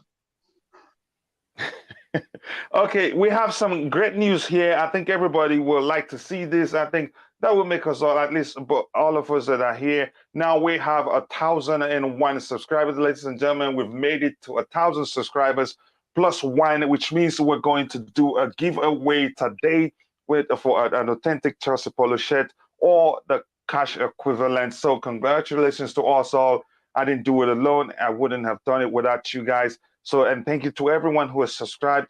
I can't thank you guys enough. I will always do my best to keep you guys entertained and be as objective as possible and be as truthful as possible. Thank you very much again. That means a lot to me. So go ahead, Stav. Yeah, so the question's still the same, right? It's to Nick. Please tell us who did it. Don't have to name them. Yeah, right? Look, I don't even know the guy's name myself, but according to this Chelsea fanatic who does have contacts with certain players, I know that. I know that for sure. That's what he's been telling me. He goes, don't rely on these four. There still could be someone there. So I'm just going what he's telling me. You know, if I knew, I would tell you. I would tell everybody. So you know, we just okay. So that solves the problem. I think this is Nick. Nick is just being hopeful. We'll see that. But this guy has connections, who's been telling me. That's why I've been. Okay. If that happens, Nick, I'll take it. That's the thing. I'm hopeful too. But you never know. Like LSC said, it's everywhere. You can't be certain what's going on, but we'll see what happens. So let's quickly. You were saying something, Nick? Sorry, I didn't mean to cut you off. Yeah, I was saying if it does happen, you have to make me a mod. Oh, you're not a mod yet? No, I don't know why. Because you're the one that needs moderating. Who? Yeah. Let me quickly. I'll find your comment and I'll make you a mod because you should be a mod here. And sorry about that. I don't know why you haven't made you a mod. And now, okay, let's quickly breeze through the comments, and then we will go start talking about Sir Martin Broughton and his consortium. This one says, I think, okay, here's Nick here, but I can't. It's not easy to find a comment here where I can make you a mod here. Okay, there you go. Nick Blue is now a mod. Add a moderator. Thank you very much, Nick, for even accepting to do that. It's not easy. I appreciate that. So now going to Sasike, let's breeze through the comments. He says, hopefully at the end of the day, Roman keeps the club with him helping Ukraine and stuff. Should we talk about this? Okay, let's quickly talk about this. Let me just bring Per in. Per, what do you think? Is there a chance he keeps the club? No. Sorry? I think it's gone. No, I don't think there is. I think it's gone to, if the war ended tomorrow or UK unsanctioned Roman Abramovich, I think he's gone too far down the road to suddenly turn around and say, no, actually, I'm going to stay. I think the Stamford Bridge, I think that Chelsea will be sold to new owners. Yeah, and plus, if you ask me if I were him at this point, I'd be looking to sell the club too, because I don't want to be in a situation where anytime there's an international crisis that Russia is involved in, then every government will start coming at me where I have investments. So it doesn't make sense to always go through that kind of situation every now and then. So I don't think there's a possibility either. So Just Viola says wishful thinking. That ain't gonna happen. UK government. Okay, that's you. Hate him. Okay. Just Viola. This is Sasuke Uchiha laughing at what you said. Okay. Sorry. Can I come in 1 second about Roman? All right, go ahead quickly. Yeah, look, Roman is not going to be the new owner, or come back to Chelsea because he's had enough. He's had enough. I've heard this from a very good sources. He's had enough of this government. He wants that. So even if they beg him to come back, he won't. He's got his principles. That's all. Yeah. Yeah, thank you very much. That makes perfect sense. The UK government has hated Russia since the again, that's your opinion. And let's say, yeah, boy says Martin Broughton did really well being Liverpool chairman 2010 because it took them 3-4 years to challenge for the league, which was unfortunate that they bottled it, but still, it's a good achievement. You can't argue. And yeah, boy, welcome to the channel. I want you to feel at home, speak your mind, stick to football. You're always welcome here. And thank you again for subscribing. I did see that you have subscribed. Also, I want a mystery man. Yeah, we all want mystery man, but I don't think there's any at this point. Just really said, I don't think there's any mystery man. Yep, keep saying that. If there's one, I'll take it. Finger crossed, mystery bidder is Steve Ballmer with over 100 billion American beautiful dollars. Okay, yeah, I mean, you're allowed to dream, my brother. I hope that happens. 3BA is laughing at everybody. the conversation is funny, really. Yeah, there was a mystery man, but it was part of the Centricus group, but they got removed also. Steve Ballmer, has he even placed a bid? There will be attraction from media now if you ask me. Yeah, boy says, I will be surprised if Nick Candy or the Korean investor were with Broughton or Pagliuca. That would be possibly the fifth mystery bidder remains a mystery. Yeah, it remains a mystery, exactly. In my opinion, I think there's a fifth bidder. Okay, let's smash. Yeah, please smash that like button. We need to hire the Scooby Gang. Let's find out. That's a good one. I subscribe to the channel, people. Yes, we've hit 1,000 subscribers, so we should be celebrating. And Danny Music, bro, this guy only has 450 million. What guy are you referring to? I'm not sure, but let us know. And congrats. Thank you very much, my brother. Yeah, we did it. Yeah, we all did it. Everybody in the chat and on the panel. It's all our efforts. We did it 1,000. Yes, we got there first. Oh, and thank you for always being available. And Danny Music says, I want the guy who has 100 billion. Find us one and we'll take it. That's for sure. Congratulations. Thank you. Congratulations to you too. We all did it. It wasn't just me. I know why. Declared. Okay. Hexa. Exactly. Stuff. This is just something. Okay. Let me see if there's anything we need to address here. Again, if you're in the chat and you have any questions, please let us know. We need someone who will love the club and have money to spend like Roman Abramovich. That will never happen again. We must learn to face the new reality. Truly, Danny. Yep. Okay. Thank you very much, guys. I think we've gone through the chat right now, waiting for new answers and questions. Elon Musk mystery bidder, he can turn Stamford Bridge into something in year 2100. Yeah, he can do that. Chelsea will become a club that's in the future right now. So, but that's by the way. I'm coming back to you again, Pierre. Tell us what everything you think we should know about the Martin Broughton consortium.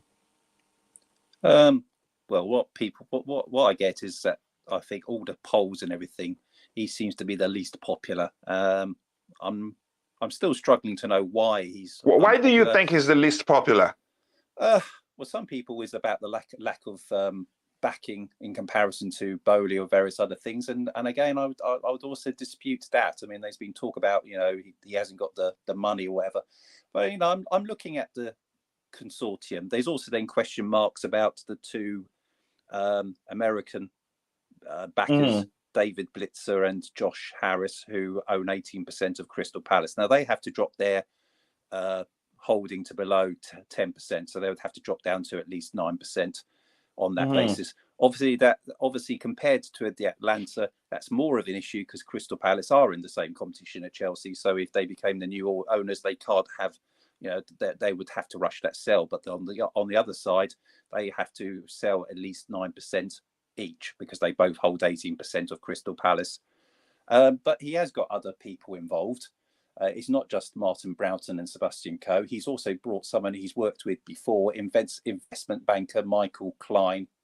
And it talks about significant financial backing along with his advisory role. It does also talk about Creative Artists Agency and Evolution Media Capital have also joined up with the Broughton Group, whether they're part of the same with the US tycoons, because I know they own the Philadelphia Eagles, etc. But then that just shows that there's a lot of backing on the Broughton side. Bit of background about Michael Klein. He also helped when Broughton took the short-term chairmanship at Liverpool, and he was part of this process to oversee the sale to current owners, the Fenway Sports Group. So obviously that's, it's got down that they become successful and become more prosperous, because obviously Liverpool Football Club were in trouble. He was also brought in by Gordon Brown when the banking crisis of 2008, and was brought in an advisory role, again advising Broughton on the Rescue Act on Liverpool. So they got previous with football clubs before. Chelsea are not in the same position that Liverpool were, and they managed to transfer Liverpool to, now winning the title and winning a Champions League and everything again, sort of basically brought Liverpool back to life. He is a lifelong Chelsea fan, season ticket holder. Sebastian Coe is a Chelsea fan. What I'm basically saying is they've ticked all the boxes. They've got plans for Chelsea. Broughton would put himself down as a chairperson at Stamford Bridge if they're winning. Sebastian Coe is the advisory and sport. He's working on the world athletics side at the moment currently, but he was also involved in 2012 with the Olympics. He is a Chelsea fan. He has been an MP as well in the Conservative Party. They've got lots of influence. They've certainly know football, certainly Sir Martin Broughton. And they got financial backing.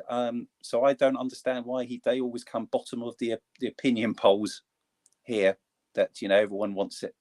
Todd Bowley, or they want, I mean, the only one that he's not, that Broughton would actually beat in the opinion polls would be if he was against the Ricketts. But otherwise, I think most people would go for Pagliuca, Todd Bowley, and Broughton would be third. But certainly, of the four I know, they would be my number one choice.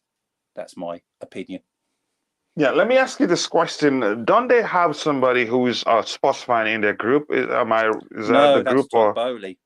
That's the Todd Bowley group? Yeah, okay. They got the Spurs fan Goldstein. Okay, I see. Would you say? And if there was go ahead. If there was any group that would join in join forces, because they've been whispers of otherwise, I'm not talking about the Saudi media group who made an offer to join up with whoever, but if there was anyone who may join up with this, with Broughton and Co, I would say Nick Candy would. I'm not saying he will, but I'm saying if there's a chance that if he wants to put himself to join with any consortium, that's the group I would see. Nick Candy, and obviously that makes sense from that perspective, because I can't see Nick Candy's already ruled himself out from joining the consortium with a Spurs fan. Obviously we don't know the backers for Stephen Pagliuca, and I wouldn't have thought that Nick Candy would want to be associated with the No to Ricketts campaign. So if Nick Candy does want to join a consortium, I would say that the Martin Broughton one would be the one that he would join, and that would be another backing if Nick Candy would. I know the Korean groups have now disappeared off backing Nick Candy, because obviously the consortium doesn't exist, but if he managed to get backers before for his own consortium bid, then if nothing else, Nick Candy could join in with the development of Stamford Bridge. But as I say, that's my personal opinion. Would you say? I know. Yeah, go ahead. You were saying something. No, I'm just saying. I think I finished there. I was saying, of what I know of Martin Broughton, that would be my favourite to take over. And I think Todd Bowley would be my second. Would you say that the dark horses of the whole process? They seem to be the dark horses, but in the media, they're still up there. I think the media is writing off Ricketts, and I think the media doesn't really know much about Stephen Pagliuca to actually say, because as you say, he's got this non-disclosure. So currently the two front runners, according to the media, are Todd Bowley as the favourite. Sir Martin Broughton's up there as second. But the issues between Todd Bowley and Sir Martin Broughton is that there are two people in the Broughton consortium that have to sell shares with Crystal Palace, get below the 10% figure. Yeah.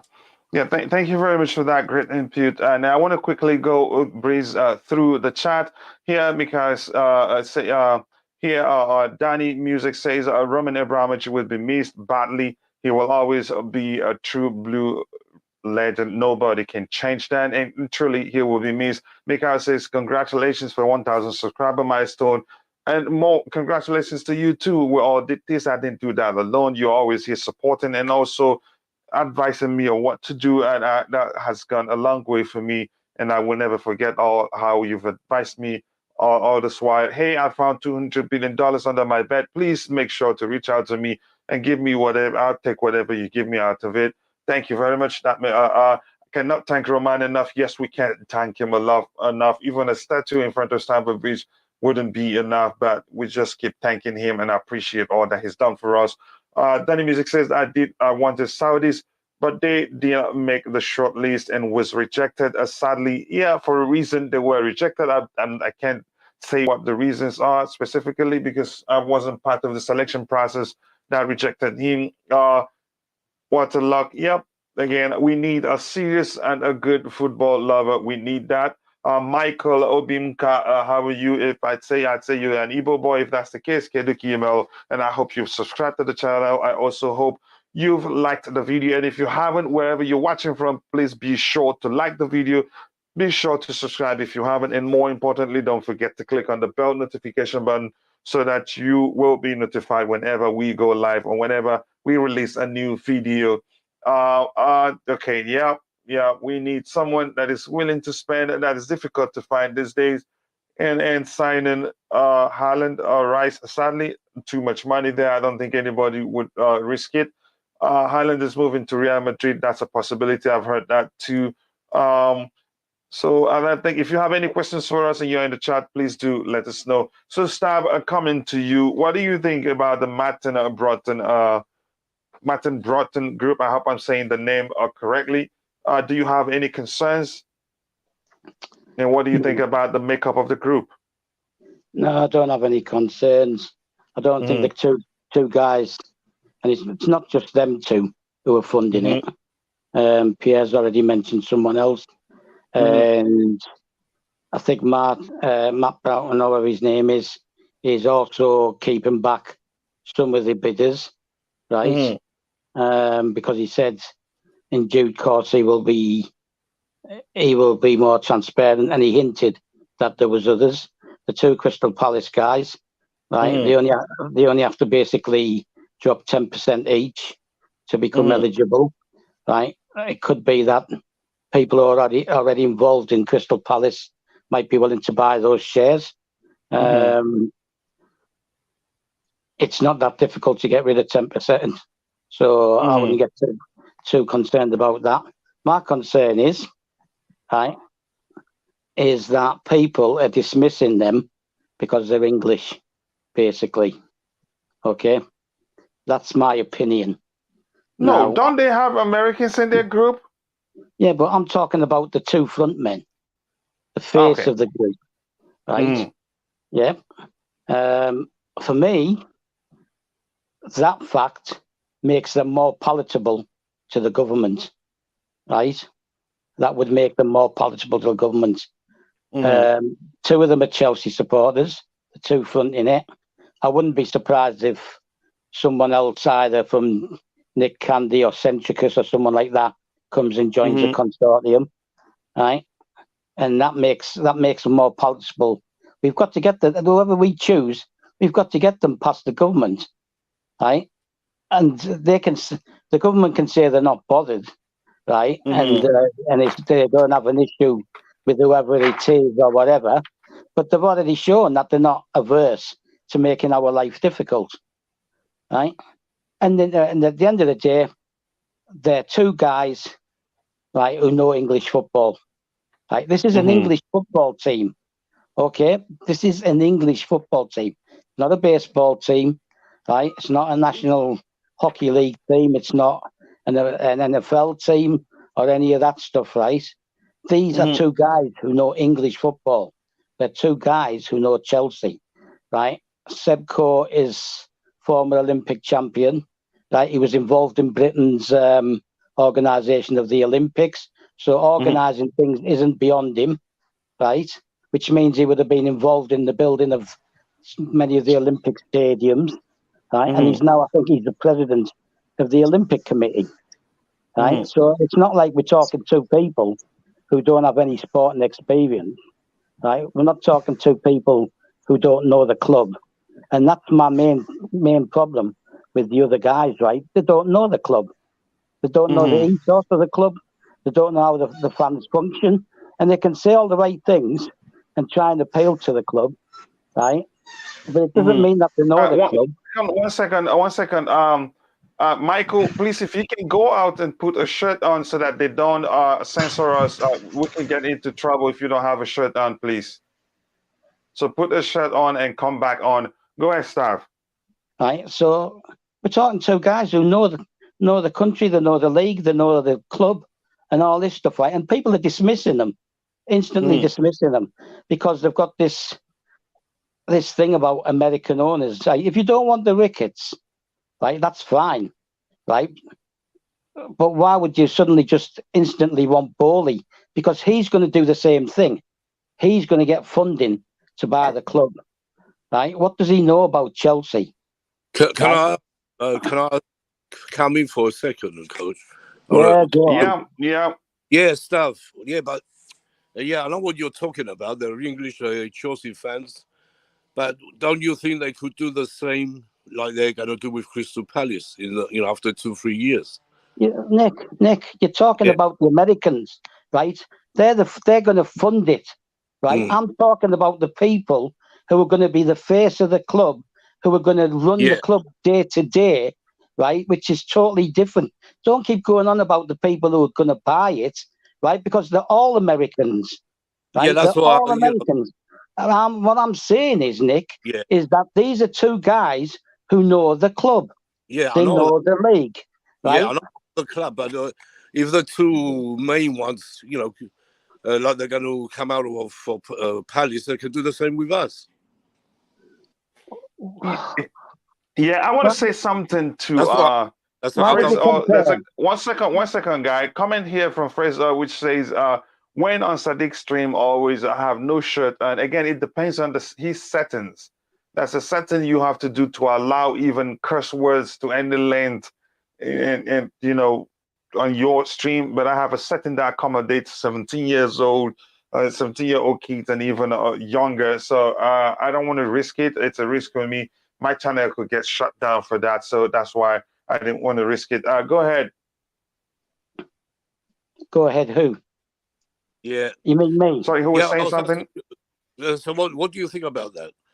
About say they after a few years they want to come out. Well, that could be anybody. That could be any of them. Yeah, that could be any of them. If they're going to do that with Palace, they have more chance of doing it with us. You're not comparing Palace with Chelsea, are you? No, of course not. You obviously are, aren't you? No, I'm not. I'm just saying. If they you guys should slug that one out. You get the opportunity, right, to buy into a big club like Chelsea, right, a major player in the sport, right, and you're going to stay Crystal Palace. When was the last time Crystal Palace won anything? They haven't won anything. I'm not making it. I know they haven't won anything. That's not the point. Well, then you got a chance. So if they do things like that, they can do it with any club. Well, they all could, couldn't they? They all could. I know. Yeah. This is a fight I really want to see. They all could, right? That's by the way. Even the Ricketts could, right? If they win it, right? Bowley could if he wins it, right? If he's suddenly not making big amount of money out of it, he could pull out. So you just Is he selling his baseball club to buy Chelsea? Yeah. All right. I have to go to LSC now. LSC, are you still there, brother, or is it gone? Yeah, I'm here, man. Okay. Yeah. Question for you, LSC. What do you think about the makeup of the Martin? Let me try and say it like a Brit, Martin Broughton group. What do you think about the makeup, or do you have any concerns about them? Yeah. Obviously, I have concerns about them. We have the issue of the partners. I can understand the fact that they are moving from a small club to a big club, but I don't know what their mentality will be when it comes to transfers and ambitions, having ambition in terms of, because we're not talking about the same type of players here. We're not talking about, it's different levels here. So I'm concerned about that. Concerned about the ability to get rid of their stake at Crystal Palace quickly before the sanctions, the deadline being put forward by Rain Group and the government, and also people make a lot of issue about Broughton's stint at Liverpool, which was only for 6 months. All right, and that was one of the worst period of Liverpool. All right, 2010. Okay, and the players they got at that time, even after Fenway took over from the previous owners, there is no evidence to suggest that they made the right decisions all along. So that's why I don't understand the obsession with the Liverpool model.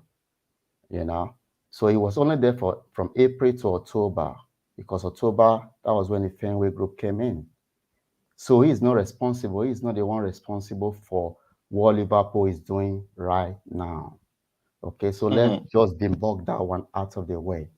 Okay, another issue here is this: if they all have to borrow money and all of that, because if you combine their network, which is a major issue for a lot of people, their network. Okay, so if you look at Broughton and Sebastien, they are both millionaires. So I want to know, what is the role of Sebastien in here? Why is he involved in this consortium? Okay, Martin Broughton, I can understand. He was former chairman of Liverpool. I can understand that. Sebastien was just Olympian. Okay, so I would like to know what his role is, in this consortium. All right, and again, the involvement of too many partners is a big problem.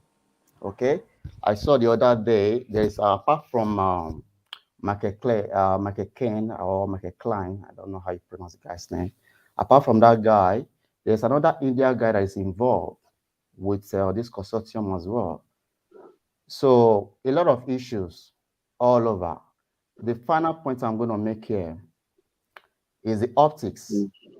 The optics concerning the sale. I know Star was, make reference to people talking about their big English and all of that. Yes, obviously people would look at it that way. You took the club away from a Russian Jew and you gave it to English people. That's what it is. And if we want our club, to become like a typical English club like Burnley, or Leeds, some of those clubs, fine, we can go ahead, because they've been here before. They've seen what Chelsea used to be. I only came in the 90s, all right? Because I saw, a human rights activist like Ruth Gullit, who was a footballer with his dreadlocks, and that attracted me. So things like that. So the optics is not going to be good on the government. And it's also going to suggest one thing, and that is the process was never fair, that people were not given a chance. The government knew all along who the winner is going to be, and they decide for us. So, it's going to be very, very sad if it ends up that way. Okay, great input from you. I want us to look at this. And big up, Joy, the boy. Nice to see you here. Always a pleasure to have you in the chat. I appreciate you finding time to join us. You provide a great value to the stream. I'm going to come to you. And let me start with you, Pierre. This comment here from Ye Boy says, Martin Broughton is the reason why Liverpool got FSG. Basically, he got rid of Liverpool's worst owners to eventually become successful. Is that true? That is true, yes. And, when the LSG was going on about the Liverpool and Broughton's involvement, it's got nothing to do with the statistics and what was brought in and how that relates to Todd Bowley. Martin Broughton, if you talk to any Liverpool fan, and I do know some Liverpool fans, they will praise his involvement at Liverpool. You know, he was brought in, it was short term. And yes, Liverpool got new owners at FSG, who are their current owners. And he was instrumental in that. You know, he's a Chelsea fan, but he did the job at Liverpool. And Liverpool fans didn't go around and say, oh, we had a Chelsea supporter as our chairman. That's not the way they saw it. They saw the fact that Liverpool were in real danger of going, they needed something to happen. Otherwise they were, I'm not sure where they've gone out of existence, but you know, that was a sort of terminology used. Liverpool were basically in ruin at that time. They needed to kickstart, and they see Sir Martin Broughton as someone who actually helped that. I mean, his previous roles have been the chairman of British Airways. So, you know, he's a businessman. And yes, you know, he got involved in the football club. That was his involvement as being chairman of Liverpool. He's a Chelsea fan. He wants to do similar with Chelsea. There was a suggestion about what Sebastian's involvement is. Well, he's another Chelsea fan, and he's been involved in sport. You know, true, he hasn't been involved in football in his professional job. He's a former athlete, but he has worked on the Olympics in the organisation of that for 2012. He is the current World Athletics president or so. So, you know, he's got a role on that at the moment. He's been involved in sport for a very long time. So why shouldn't he be involved in Chelsea as a fan? And the other thing I want to bring about Sir Martin Broughton, which you know, from their plans, is they were the only consortium to say that they would want to keep things running the same way. That, you know, they're the only consortium that said they would keep the youth academy. I'm not saying that the others won't, but they're the only ones who've actually openly said, we want to keep the youth academy. We want to keep the Chelsea women's team. We want to. So they're running their bid on the basis of keeping things at Chelsea the way that they run at the moment. And that matters to me as well. Yeah. I think you make a good argument there. And yeah, but let's talk about, let me ask you this again before I move to Nick Blue and then LSC. Is that an advantage, the fact if really he was indeed the guy that helped turn things around for Liverpool? Would you say that's an advantage in this whole selection process? Well, it's an advantage if that's the same type of role he's going to do at Chelsea. If he was the chairman at Liverpool, even though it was primarily to oversee the new ownership, he was doing the role. You know, he's been involved with the football club.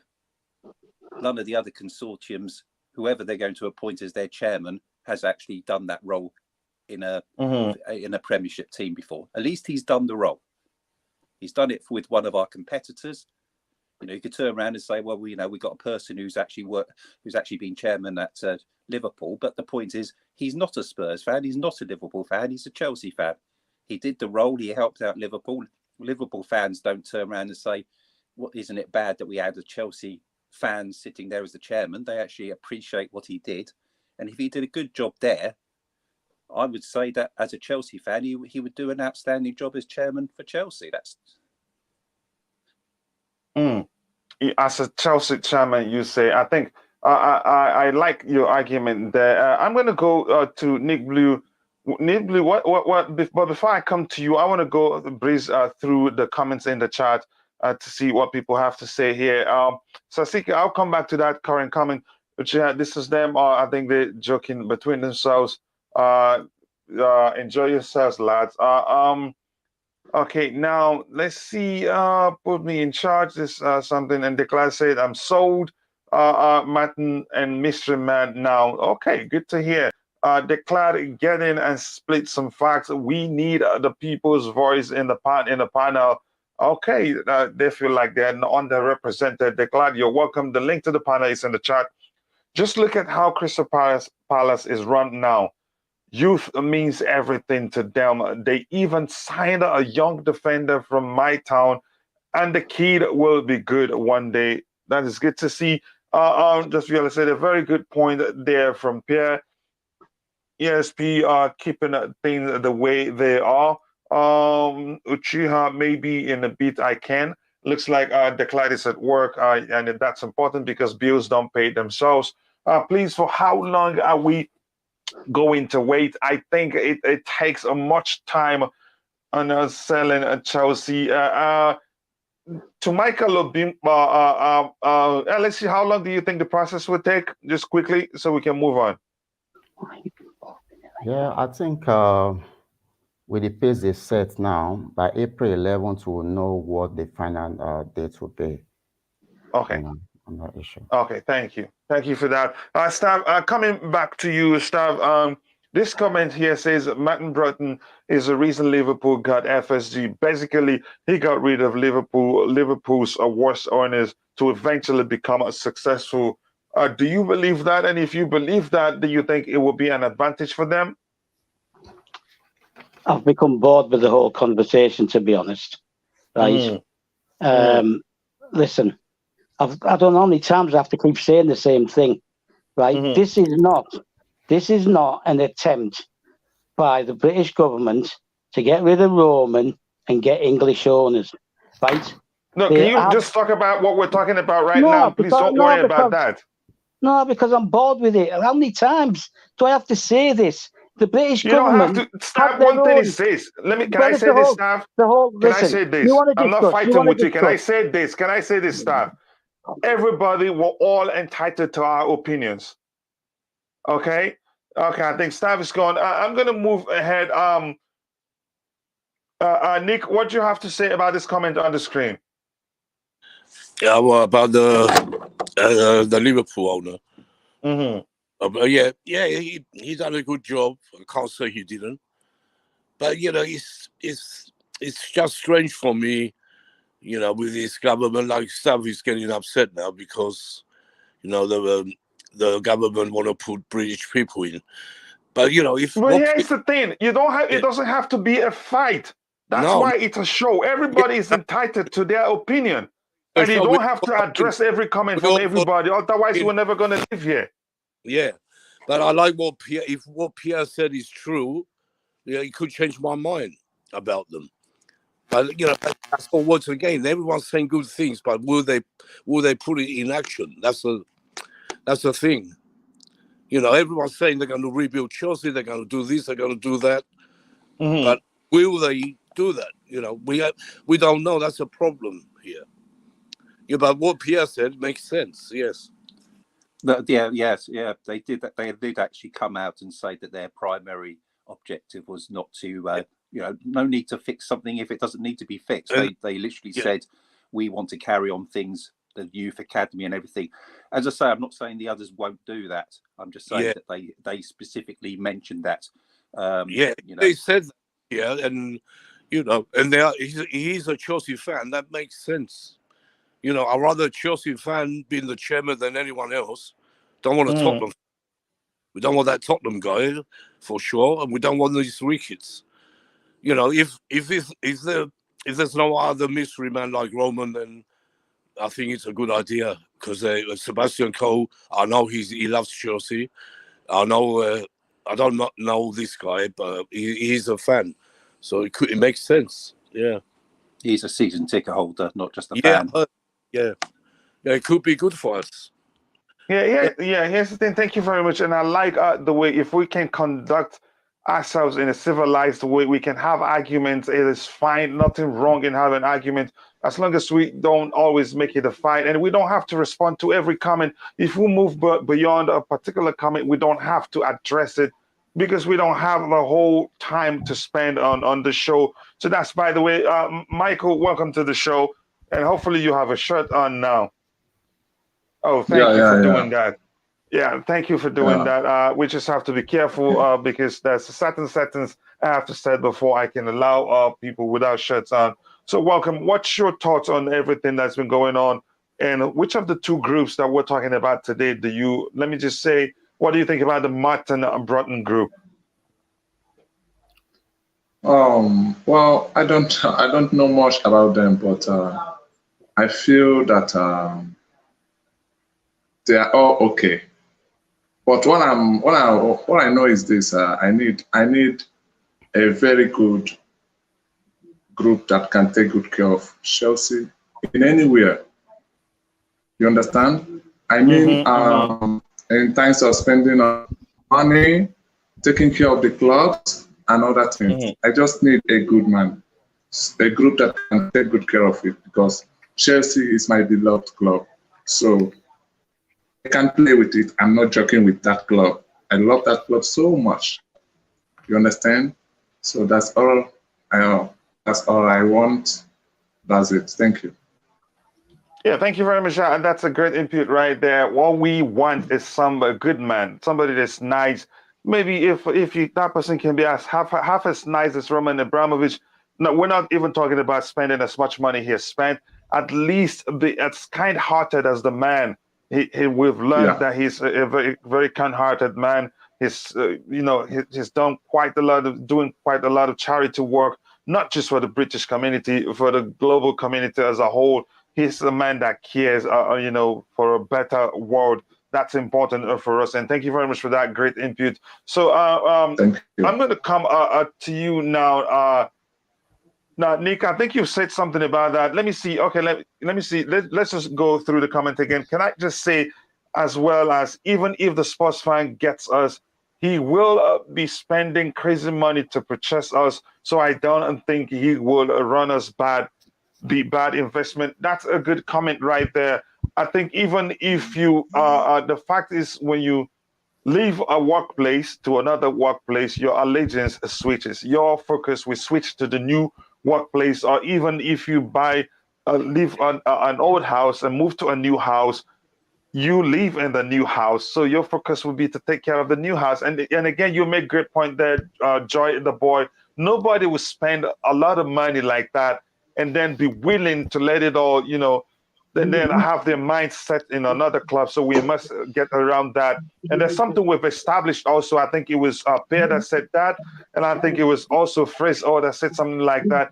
He's there, even the sports guy in question, sports supporter in question, is there to help rebuild Stamford Bridge. So I'm not really concerned about that one, but great input. And Sasuke Uchiha says, I like this channel because it talks only about football and nothing else. Thank you very much. I appreciate that. We like to be as objective as possible, but sometimes we can be led down the path of talking politics unknowingly, which is never intentional, but we always catch ourselves and say, hold on, we're going down the path we don't want to go, and then we'll turn around. And Sasuke Uchiha, okay, that's another thing. Fraser, okay, yes, thank you. So we're going to go straight to something that I saw, or a tweet that DJ Sav did put out there. I want to look at it. I want us to look at it and let's think about what it means. But I think before we do that, let me start with LSG. What do you think are the chances? I don't know if I've asked you the question before. The chances of Broughton and his group emerging as the new owners of Chelsea Football Club. Well, if politics is involved, the chance is very, very high. So with the point other guys were making earlier on about his achievements, I'll maintain what I said earlier, which is the period he was chairman at Liverpool, 2010, April 2010. Okay, can we just focus on? Do you think they have a chance? Please, let me make my points here.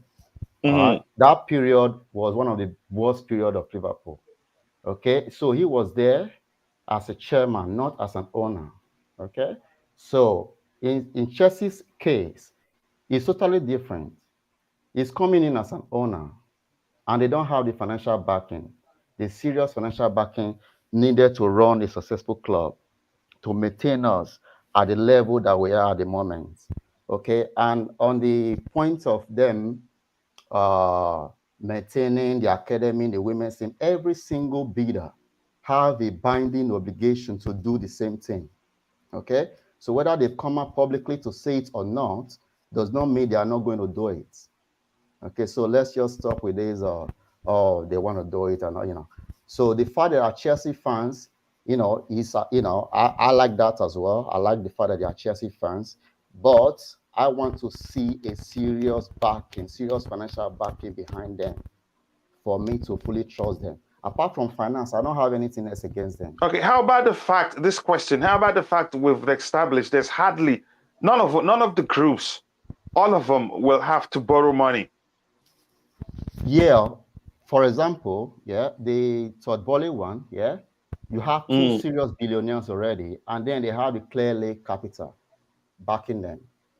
Okay, the Ricketts Group, all right, they are rich on their own, all right, and then they have Ken Griffin, yeah, backing them.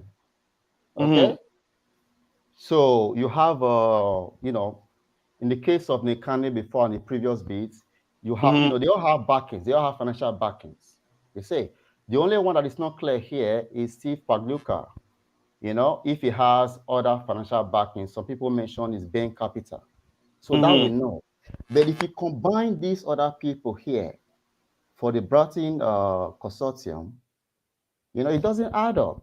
And it's just, a multiplicity of people, coming in of different opinions, different business interests, different ideas.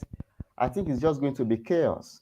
So we shouldn't just, go with the fact that, it's managed Liverpool, and it's run a successful British Airways and all of that.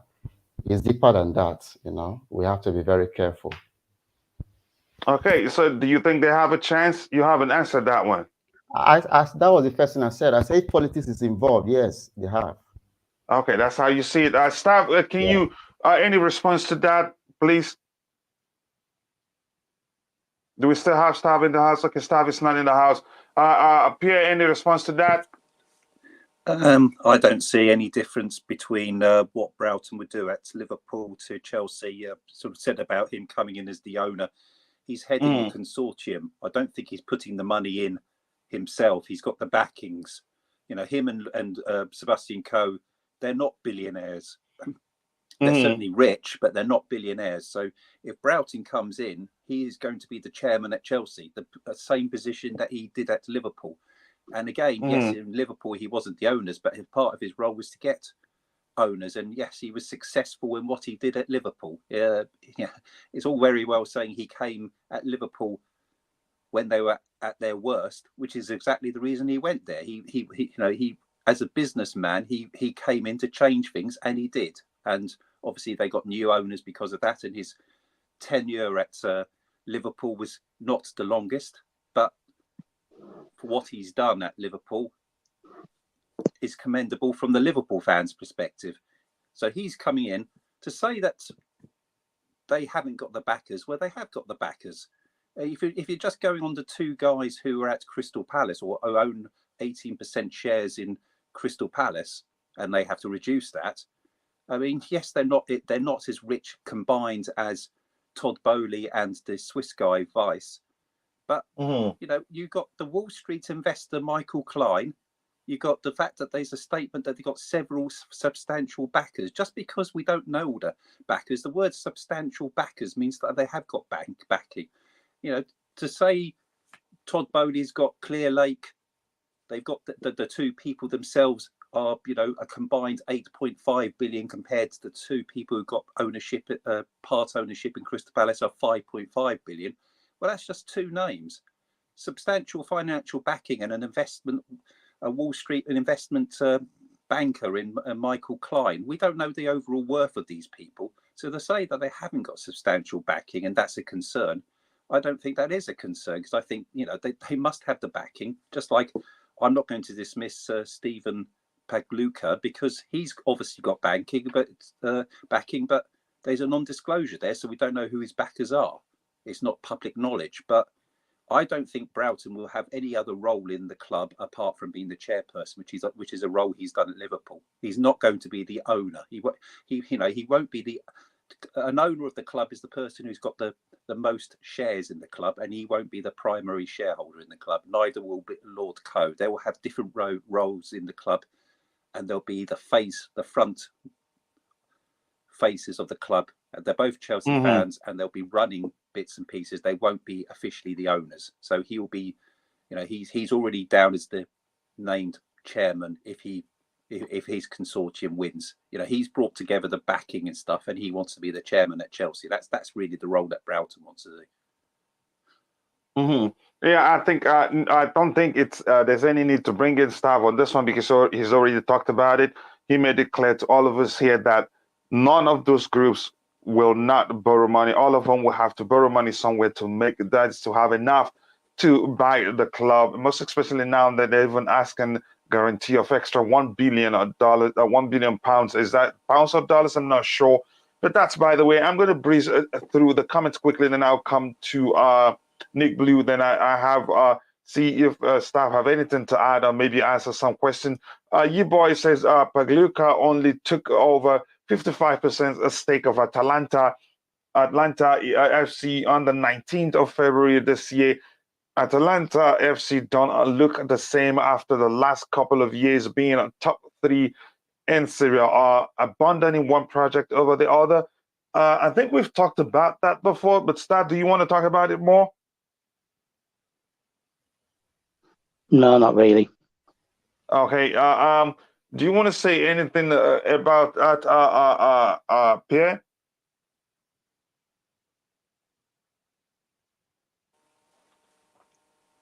Pierre, are you there? Me? I'm here. Yeah. I'm do you here. want to say anything about this comment on the screen quickly?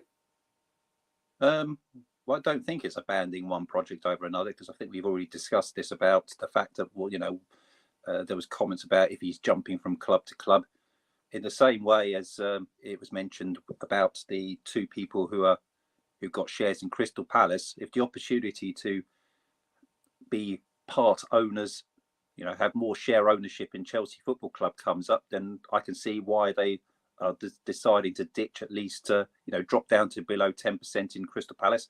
They might sell. They might sell all their shares in Crystal Palace. But as I say, the criteria is they need to go below 10%, not to have a conflict.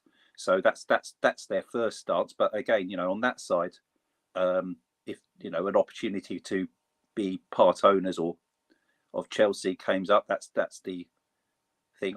You know, that's the appeal. And I would say that the same thing is that even though he's bought 55% stake of Atlanta FC, you know, just over a month ago, obviously Chelsea Football Club wasn't for sale then. So if Chelsea was for sale then, he wouldn't have bought 55% in Atlanta if he was going to be a bidder for Chelsea. So it's just really bad timing. I don't think he would abandon one project for another again and again. It's took him long enough to actually buy into a football club in the first place. And I just feel that he's seen Chelsea as an opportunity too good to miss. I think that's a good argument right there. It makes sense. Even when you are working for one particular organization, if you see a better opportunity in another organization, you take it. That makes sense. Let's read this one. Bolly is among those who believe football is only part of the way through a revolution in using data to enhance recruitment and performance. We've talked about that before. Most of us have issues with it, but I know Pierre here likes it. Pierre, am I right? You like the fact that he's trying to start using data? I didn't say I liked it. I just think that some of the discussions here have been about how it's used in American sports, and obviously that isn't compatible with football. And the only thing I mentioned about that is that the person that Todd Bowley has recruited is the person who came up and with statistics data called Think Tank, based on his name Finkelstein. So, as I say, he's one of the 2 people, Barbara Sharon and Daniel Finkelstein. And Finkelstein did a column in the Times, and his column was about how statistics can be used to assess players, and Liverpool decided to adopt that. They got in some sort of sports analyst to use it, and I know that lots of people are against that, but I just brought out that it's not, you know, that the system used by Liverpool was adopted from a British person who had it as part of his newspaper column. Stav, quickly, do you want to address this comment on the screen? The first thing new owners need to do is sack the scouting department and bring a brand new. It will take time, obviously. Do you have anything to say about that? Is that the same scouting department that brought people like Harvards to the club, for example? Does anybody complain about Conor Gallagher or Ethan Ampadu or Billy Gilmore and Broya? Right, that's the scouting department that did that. Michael Emenalo, when he was in charge of the scouting and development and all that, right? He didn't go out and watch these players. He didn't know who they were, right? So the fact is, this scouting department is bringing really good youngsters into the club, right? Just because we haven't won the league doesn't mean that's down to the scouting department, does it? Right, at the end of the day. And they brought in Harvards, right? Okay, they brought in Ziyech and Lampard wanted him, etc., right? They also found Chalobah, right? I just can't understand this constant berating of the scouting department, right? Same scouting department that one way or the other went and discovered Mendy. Okay, Lollichon found him, right? And then Petacek went and discussed it with Rennes because he used to play for them. Lollichon used to be his goalkeeping coach at Rennes. But this is all part of the scouting department. So I don't understand what the big deal is, right? You got Mark Gui at Crystal Palace, Livramento, right? Simao at Southampton as well. These kids were spotted by the scouting department. So I don't really understand. The first thing they need to do is get the club on an even keel, get out the deadwood, right? Which were, by the way, were found by Michael Emenalo, right, and brought in by him, right? Get out the deadwood, which has to be done. Get some money in, right? Move the players on who are not needed by Tuchel, whether that's Emerson, Alonso, whether it's Jorginho, etc. Right? That's the first thing we have to do, right? Replenish the squad and bring the kids back and start using them. That scouting department is the one that discovered all these kids, right? Werner isn't working now because he doesn't suit Tuchel's system. Same with Lukaku, right? And he's converted Harvards, and Harvards is starting to show what he can do, right? At the end of the day, I just don't understand this constant thing about the scouting department. We've got the best academy in Europe, one of the top 3 academies in Europe, and that's down to the scouting department. So I just don't get it. Let's just concentrate on getting the first team right, okay? Giving Tuchel what he wants, the tools he wants, right? And let's move it on. If we hadn't have had the injuries, right, to the 2 wing backs, right, we would be challenging. Simple as that. It's as simple as that. So that's this thing about the scouting department is just a menial thing. It's minor. How can you have the best academy, right, in Europe? One of the 3 best academies, Barcelona, Chelsea, and Ajax, right? They're the best 3 academies in Europe. So how come the scouting department isn't working? You're all saying bring Broja back, bring Gallagher back, bring Gilmore back, right? We've got Chalobah, all these players. We lost Livramento, right? But we got a buyback clause on him, okay, right? And we lost Lamptey. And then they're players who wanted to leave. We didn't want them to leave. They wanted to leave. So at the end of their deals, and they've gone to clubs that are never going to win anything, right? So it's up to them. If you've got the ambition to come back to Chelsea and fight for your team place, right, then the scouting department's worked, hasn't it? Because it's discovered kids that can flourish in our squad. So this thing about the scouting departments, and I just don't get it. Right? Yeah, great point, Sam. Go ahead. And Werner worked last season, 28 goal involvements, 7 penalties won, right? So it was working, right? It was working. And then Tuchel come in, he's changed the system, right? the thing with Tuchel is he doesn't. It's blatantly obvious to me. He doesn't like a natural striker. That's why Giroud and Abraham are gone. Right. That's why Lukaku isn't working. That's why Werner's not working. Right. He prefers to take silky players. And that's why I'm not happy that we signed Lukaku, because we should have looked at the teams he has coached from Mainz to Dortmund to PSG. He never played with an out-and-out striker. Even when he has one available, he hardly used them. So, but go ahead. But everybody said the last thing that we need now to complete things is a target man, a scout, a focus. Let's not forget, the guy still scored 12 goals. Despite injuries, despite COVID, right, despite coming in late, despite being left out, he still scored 12 goals. That's 4 goals less than Drogba scored in his first season. Yeah. And again, I want to let everybody know in about 10 minutes or so, we'll be doing the giveaway. So wherever you're watching from, you might want to join us. I think you want to regret it if you do so. Make sure to join us in about 10 minutes or so for the giveaway. And if you're in the chat, if you know anybody you want to invite to join us, do so. You're allowed to participate as long as you haven't won the previous one. And those on the panel can also participate. I will let us know what we do, what hashtag we use for it. I'll breeze through the chat again, and but then I'll let Nick Blue come in and let us know what he thinks about this comment that we should sack the scout. Joy, the boy says, get Michael Edwards in the summer. And yeah, boy said Todd Bowley is known to change scouting and recruitment department. With the Dodgers and the Ricketts got rid of the most important players in their Chicago Cubs team. Yep. How can you give an ex-player who has barely experienced in scouting the job as a scout? Ross Tumble, sorry, but that's pure wrong. Again, Stav, no offense, but you're thinking it's outdated. Okay, Stav, no offense. You have to say it twice. Okay.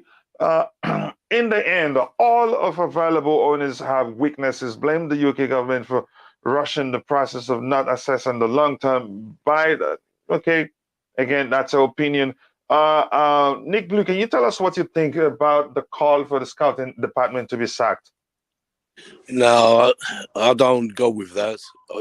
I agree with Sav on this one, because we did bring a lot of brilliant young players through, and it was up to them, like you said, to get them in. So our scouting department is doing well. We got like you said, we got Gilmore, we got Gallagher, we got so many others. With buyback clauses like Livramento, Broja, he'll be back. I think he'll be back next year. Gallagher be back.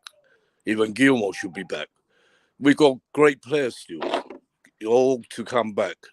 So we don't have a problem there. The main thing I want to see from the new owner is to start the rebuild on Stamford Bridge. That's the most important thing. Plus other players, of course, I agree with Sav, but don't forget we need the bridge to be expanded, because we don't have a capacity good enough for a big club like us.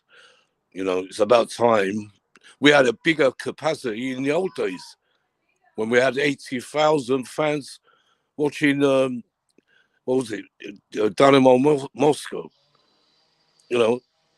We had a bigger, even in the 70s, 50,000 capacity, and that was all standing.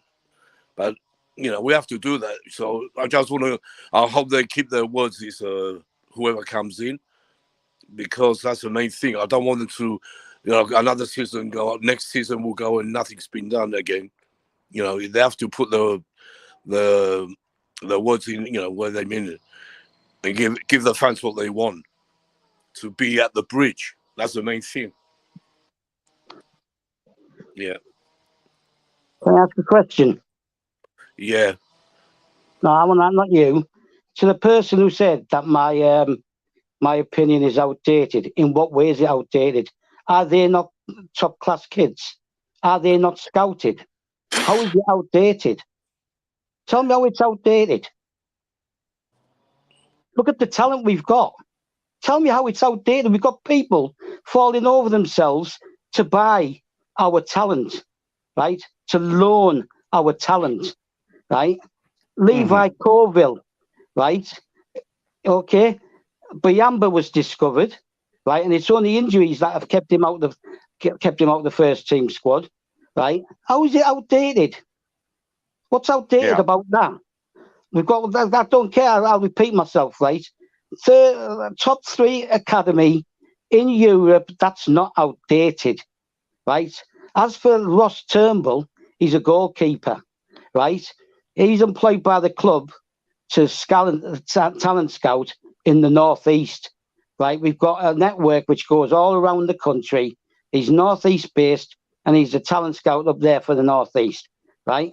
We've signed 3 goalkeepers in the last 18 months. Okay, right? We've signed 3 goalkeepers. How is it outdated? How is it outdated? How have we got one of the top 3 academies in Europe if it's outdated? Yeah, How? I How agree. are we So you European heard champions? Stav. If you say How are we Stav's, European champions? if he says his opinion is outdated, please let him know what you mean. Yeah, no, it's again, we're having a civilized argument here. If you think Stav's argument on the scouting department is outdated, let him know. If he has any response to you, you will get it. And Triggs, welcome to the channel. I hope you're enjoying the stream. And please, if you are, do subscribe and also click the like button. And whoever that's watching, wherever you're watching from, please be sure to click the like button so that the Google algorithm can push it to more people. Again, the Blue Morning Show is a daily show here on Chelsea Perspective. Again, I will only take a break for, I think, a week or so when I'll be traveling for the burial of my father who passed away about 2 weeks ago or so. We'll take a few break if I don't find anybody to keep things going until I come back. But that's, by the way, if you're enjoying it, please make sure to smash that like button. Stav Ratted says Sasuke Uchiha, and Joy the boy says opinion is subjective. Stav, just let it go. Exactly. But Stav is so passionate, you can't get at him and get away with it. But it's not a fight. We're just having a civilized conversation here. So before we do the giveaway, I want us to look at this, and I'll start with you. LSG, are you still there? I'm here. Okay, good. Let me read this comment quickly. I think Stav need coffee. He's had some. It's noon. I don't think he needs coffee. That's just who Stav is. He likes to defend his opinion. Stav speaking facts. The next season could be a focus on bringing in a youth like Gallagher and Broya, similar when Lampard brought in Tammy. And next season definitely will be that if you don't know already, because we will not be spending much. Sorry for your loss. Thank you, my brother. Thank you for the prayers. I appreciate that. No new news for a while. Yeah, there hasn't been any for a while. And hopefully something will happen. We hope so too. And please, guys, if you're watching, go check out Zivoli. He started a YouTube channel 2 weeks ago or so. I think you will like the content he's producing there. And Sasuke Uchiha says, Timo Werner, ZH 100 million on Lukaku. Yes, we have a great scout. Don't make me laugh. Okay, that's your opinion. I'll start with you, LSG. This comment, this tweet here by Football Daily. Again, credit to them. I hope I'm allowed to use it. It says, breaking ministers in the Premier League will be presented with a preferred bid for Chelsea Football Club in 3 weeks. It says a preferred bid. What does that really mean? I'm a bit confused here. I'm thinking, go ahead, you answer. Yeah. So, the preferred bid doesn't necessarily mean it's the minister that are going to make the choice. Preferred bid here in this contest is basically what Chelsea and Rain Group have decided on. Because that's how the process is always going to be anyway. So whatever choice that Chelsea and Rain Group have come up with, I don't even think Rain Group have a choice in picking who the preferred bid should be. They can only recommend, and Chelsea will pick, and then the government and the Premier League and other authorities will have to approve it. So that's what is statements I was talking about. Okay, so after picking that is the preferred bid now by definition means whom that is the Chelsea, that is those involved in the selection process have decided, okay, this is the winning bid. Then they will present it to the ministers and the Premier League for vetting from their own perspective. Yeah, so yeah, that's essentially what it is. And the 3 weeks time falls within April 11th, right? Yeah. Yeah, That's the date we've talked about here too. Yeah, so it's just they are just saying the same thing. This is not really a breaking news, is it? This is just recycled news, right? Yeah, Like they're what Star was recycling the saying information to make it interesting. Star was saying it earlier on. This is how they spread information. They just keep stretching it and stretching, you know. I don't see nothing here. This is no news at all. It's not news. So anything to add to that, Pierre? Not really. I mean, we've already seen the 11th of April bids, second phase 11th. So so by the end of the 10th of April, then obviously the 18th of April was the next one. So that would explain the 3 weeks time from today up until the 18th of April. But yes, I think I saw on the bottom there it was talking about the 4 bidders, so that seems to rule out any other mystery bidder. But as I say, that's the football daily is talking about the 4 that are on the short list. Obviously, the Rain Group will get any changes to their initial bids, clarification on whether they're willing to submit, invest £1 billion, all the other bits to tick the box. And then, yes, the Chelsea board, Bruce Buck, Marina, etc., plus some input from Roman, I would expect would come up and say who they think should be the winning bid, and then of course, that needs to then go through the EPL, the Premier League, and obviously the government for their suitability as well. So yeah, it's what we already know is going to happen, but obviously it just means that the process has still got another 3 weeks to run before we know any potential new owner. Okay, thank you very much for that. Stav, anything to add to the comment to the tweet on the screen? No, I can't see it. I can read it for you. It says ministers and the Premier League will be presented with it's okay. I said this before. The media are just going to be stretching things. I'm looking at the picture. I'm assuming that's Sky Sports, right? I'm not sure. I don't know. I think it's Sky Sports. The Okay. big yellow background and everything. Right? Like I said earlier on, they're going to keep stretching it. Right? They have to make the whole thing relevant. Right? We just have to accept it's now going to take 3 weeks till we get a final one. Right? And then it's going to be maybe another 2 weeks. So end of April, beginning of May. It depends how long the EPL take to do their checks. So. Yeah. Okay. Thank you again. Anything to say about this, Pierre? The comment on the screen. Can I ask why should we wait for April 18th? Isn't that too long? I know we've talked about it, but if somebody asks, we try to answer because it's an interactive show.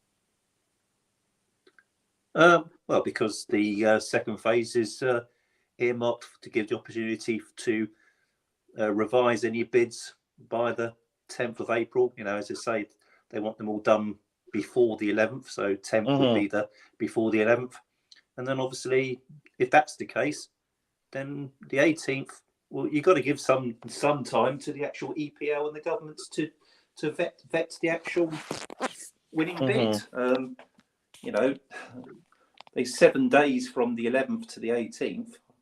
I don't think that's unfeasible. The only thing you could say is, why is it taking so long on the actual phase side, on the Rain Group side? It took longer than expected to get the short list that we've got, which is currently 4 at the moment, unless there is a mystery buyer that we don't know about. So that short list of 4 was announced. They've all got times to resubmit or improve their initial bids, make certain promises. Why it needs to take up until the 10th of April for that to happen, I don't know, but that's just down to that process.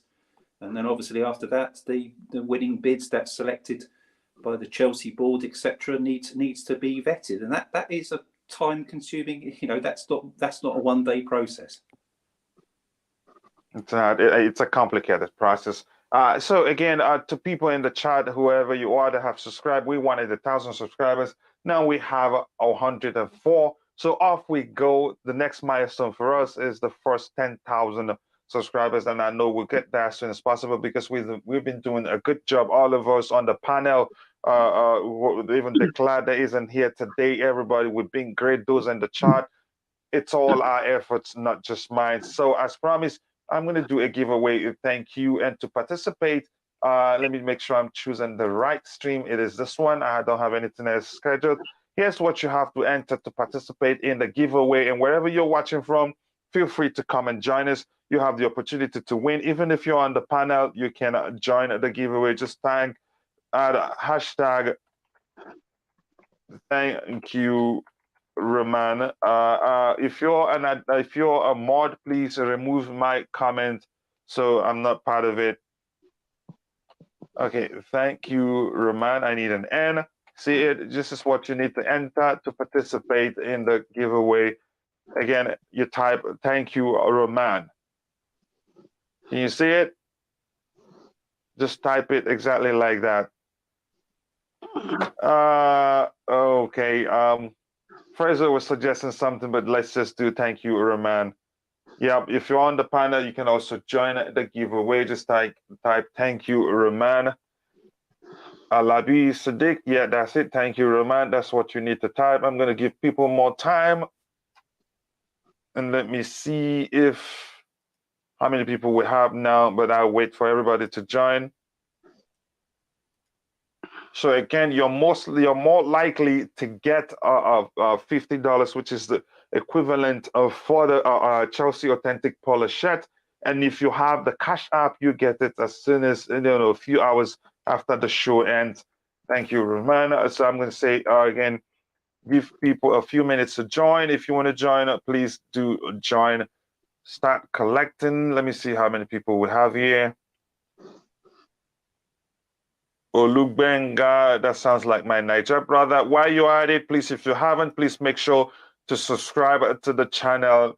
That will go a long way for us. And also like the video if you haven't, and click on the bell notification button so whenever we go live, you will be notified. So I'm going to start collecting right now. Start. No spaces. Nick Blue. Nick, if you had it the wrong way, please correct it. You had spaces in your own. I'll give you time to correct yours, please. Nick Blue, there's no space. I'm back here though. Don't worry about it. Yeah, you can go out. I'll wait for you. You can go out and type it and repeat it. That's fine. But if you want to participate, you can do so. Whoever. Stav, I know you don't want to, but that's up to you. Stav, you want to participate? No, it's okay. Okay, I don't know how I'm going to ever repay you for all your hard work with me, but that's okay. I'll use it and buy myself a beer and drink on your behalf. I don't drink alcohol, teetotal. But I'm not going to drink soda on your behalf. What do you want me to drink on or maybe go to an Italian restaurant on your behalf? I'm not Italian either. Go and get yourself a kebab. A kebab. The type. Okay, I see. and Pierre Fraser says, drink Nescafe. That. I don't drink coffee either. Are you serious? Yeah, I don't drink coffee either. Nick Blue, don't come back in. You need a capital Y. You need a capital Y, Nick Blue. You need a capital Y, so don't come back in yet. So I'm going to start collecting in a bit. Thank you, Roman. Michael Obinka, you need a capital T, capital Y, capital R.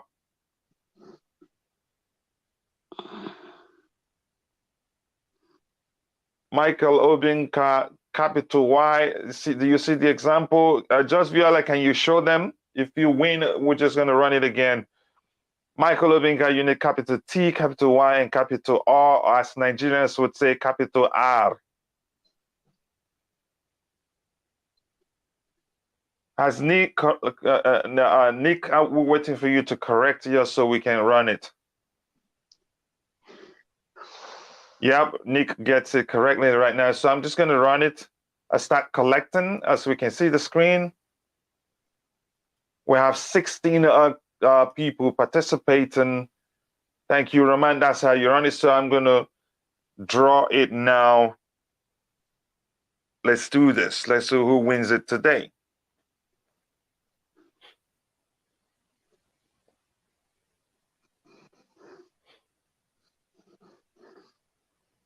No, we're gonna run it again. Just Biala just won it. She just won it a few months ago, so I'm gonna rerun it. I'm sorry about that. She can't win it again. She was just trying to help with the she was trying to help with what you're supposed to type. Just Biala, okay, now remove your comment. I'm gonna collect again, please. Just Biala, remove yours so I can collect again.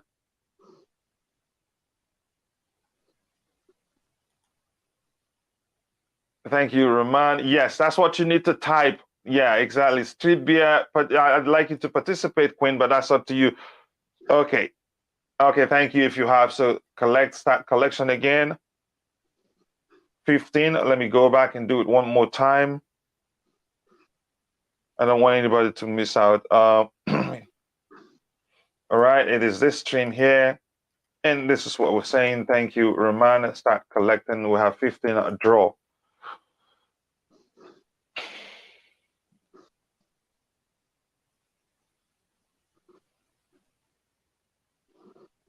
Okay, congratulations to Declared. You're the winner of our giveaway today. Reach out to me via Twitter. Let me know how you want it. And I'm sorry, the store is closed. I'm not going to try to buy the shirt in America, so you get the cash equivalent. Again, congratulations to Declared for emerging the winner of today's giveaway. I'm happy for you, brother. And hopefully next time somebody else wins.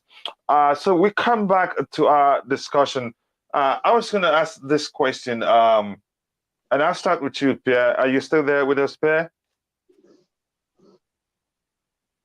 Looks like we've lost Pierre. So let me start with you, LSZ.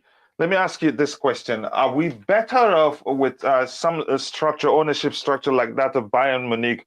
Or do you think we're better off like individuals and consortiums buying us? See, there is no way we can have a structure like Bayern Munich because the structure for Bayern Munich is a league structure. You know, it's not just Bayern Munich choosing to be the way they are.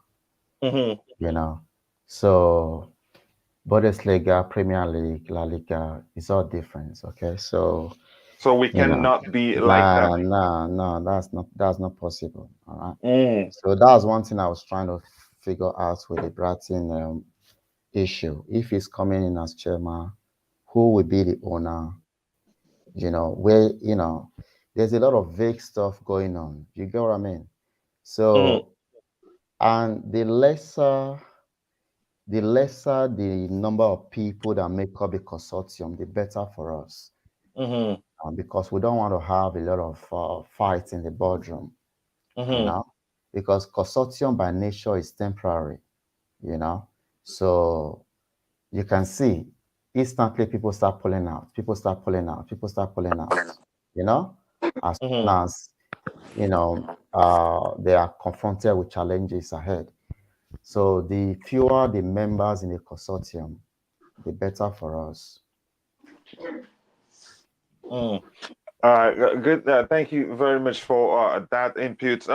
So Pierre, coming to you, I just learned from LSG that it's not possible we cannot be structured like Bayern Munich, where it's part fines are part owners of the club. Because my question was if that's a better structure for us to avoid us going through what we're going through right now in the future, and he said it's not possible. Okay, but let me come to you. If you have anything to add to that, go ahead. But I wanted to ask you, what type of structure will be best for us to avoid the type of issue we're going through right now? Well, I don't think we would have been under any issue at all if Roman Abramovich didn't have any Russian background in him at all. It's just unfortunate that there was a war. We're not going to talk all about that, and and obviously it was deemed that he needed to be sanctioned because of any potential links to Vladimir Putin. But yes, the Bayern Munich is, I'm not going to say a unique thing. I mean, before Roman Abramovich came in, Ken Bates was the owner of the club, but there were a whole load of share owners that were Chelsea fans, because I was a shareholder at Chelsea. I held I'm not going to say a massive amount of shares, but I had a significant amount in my capacity. So I was a part share owner, as were tons of other fans. And when Roman Abramovich was given the go ahead to be able to purchase our shares mandatory, I had to sell my shares to Roman Abramovich. He hit a certain sum of the actual ownership, and Ken Bates owned a certain amount. But there was a number of shares. It was less than 50%. But so therefore, once Roman Abramovich had over 50%, he could buy all of the shares. And certainly a lot of the consortiums have talked about getting fans' involvement. Broughton's group has definitely talked about getting fans involved in the decision making. But then, to be fair, so has Todd Bowley's consortium. One thing I do pick up on about is when you sort of say too many people in a consortium is bad. I don't really understand that statement in terms of business, because the whole thing about consortiums is you're getting investment backers. They're not going to be the people sitting necessarily on the board. Here's why. Maybe you can explain if that's not the case, because that is what I've learned from being part of businesses or being part of the leadership of organizations is this. The fact is, when you have too many stakeholders, decision making takes time. So can you tell me why that's not going to be the same thing in running a football club? Well, I don't think they will be involved in the decision making. If it was the Broughton group, then obviously you're going to have Broughton as a chairman, Sebco, and certain people in the business. The others are making investments in the club. They're not expected to make much decisions. The only time they're going to be annoyed is if they're not receiving money as part of their investment. So overall, what type of structure do you think will, help, protect us from such a situation that we find ourselves in right now? I don't know how you're going to say about protecting them. I mean, whoever comes in terms of not finding ourselves in a situation where an individual will be sanctioned and it leads to the club being restricted in some aspects. Yeah, but none of the consortiums have got people in there. I mean, unless there were Russian backers or something we don't know. There's no one in the consortiums. They're either American. They're primarily all the backers are American. Actually, where the money is. Even in the Broughton group, you got American investors. So all the money's coming from that side. The only person of issue that we would find ourselves in a similar position would be the Ricketts, because if they became the new owners, you're going to get no to Ricketts, you're going to get protests. It would, even with any PR that they might put out there, they're not going to turn around the majority. Maybe not the majority, but a lot of people, certainly in this particular YouTube group, the majority of people do not want the Ricketts. In fact, I would be hard pressed to find anyone who wants the Ricketts. But some there'll be Chelsea fans out there who wouldn't care either way. Yeah. Again, thank you for that great input, Stab. Stab, anything to add to that? Do you think there's any type of structure that would better protect us from going through what we're going through right now? Well, if you're going to apply the parameters that you just mentioned, right? Less people and all that, then you better give it to the Ricketts, haven't you? Because there's only them and one other guy. So all the consortiums, like the three ones that the fans want to varying degrees, are going to have more than one person. Okay? The club is currently run by Bruce Buck, Marina, Eugene Tenenbaum, and that Lawrence, whatever his name is. Something Lawrence, right? Yes, they report back to Roman. Yes, Roman might have the final say, right, with certain things, right? But there's a management there, okay? You can't do the Bayern Munich thing because we haven't got 51% of fans who are going to want to buy enough shares to take a controlling interest in the club. So the German model doesn't work, okay? So in Germany, Bayern Munich are the dominant force because they get most of the money from TV and stuff like that, and because they're in Champions League every year and they win most of the trophies, right? So that's how they survive. They don't survive because of the 51% of ownership, right? They survive on the club generated income. Yeah, So thank you. I'm not in quite. Yeah, go ahead. You were saying something. So if you want to keep the thing to the simplest, right, then you give it to the Ricketts because there's only two of them. Stop, please stop. Please just No, but stop. you made a point, and I'm telling you, that's the I understand. I just stop decision scaring me. making. I'm just I understand your argument. And ultimately, hang on. Ultimately, right, the Ricketts are going to employ people to run it, unless you think one of the Ricketts is going to come and sit in the boardroom, okay, right, with board members from their baseball club or whatever they've got. They're not. They're going to employ people to run the club, right? So I have got a question for but I'll wait till the end for Suzuka. So don't go away, Suzuka. Wait, isn't Sebastian Coe linked to an imprisoned Russian oligarch in some manner? I read about that. Anything about that, or Do you want me to answer Pierre, or that? do you think it's irrelevant? Do you want me to answer that? Right. Let me see what Pierre has to say. Pierre, anything about that? Well, it's just a story that's been going round that he's linked to an imprisoned Russian. I haven't got really much to say about that. I mean, obviously, it's not considered an issue, and he's not.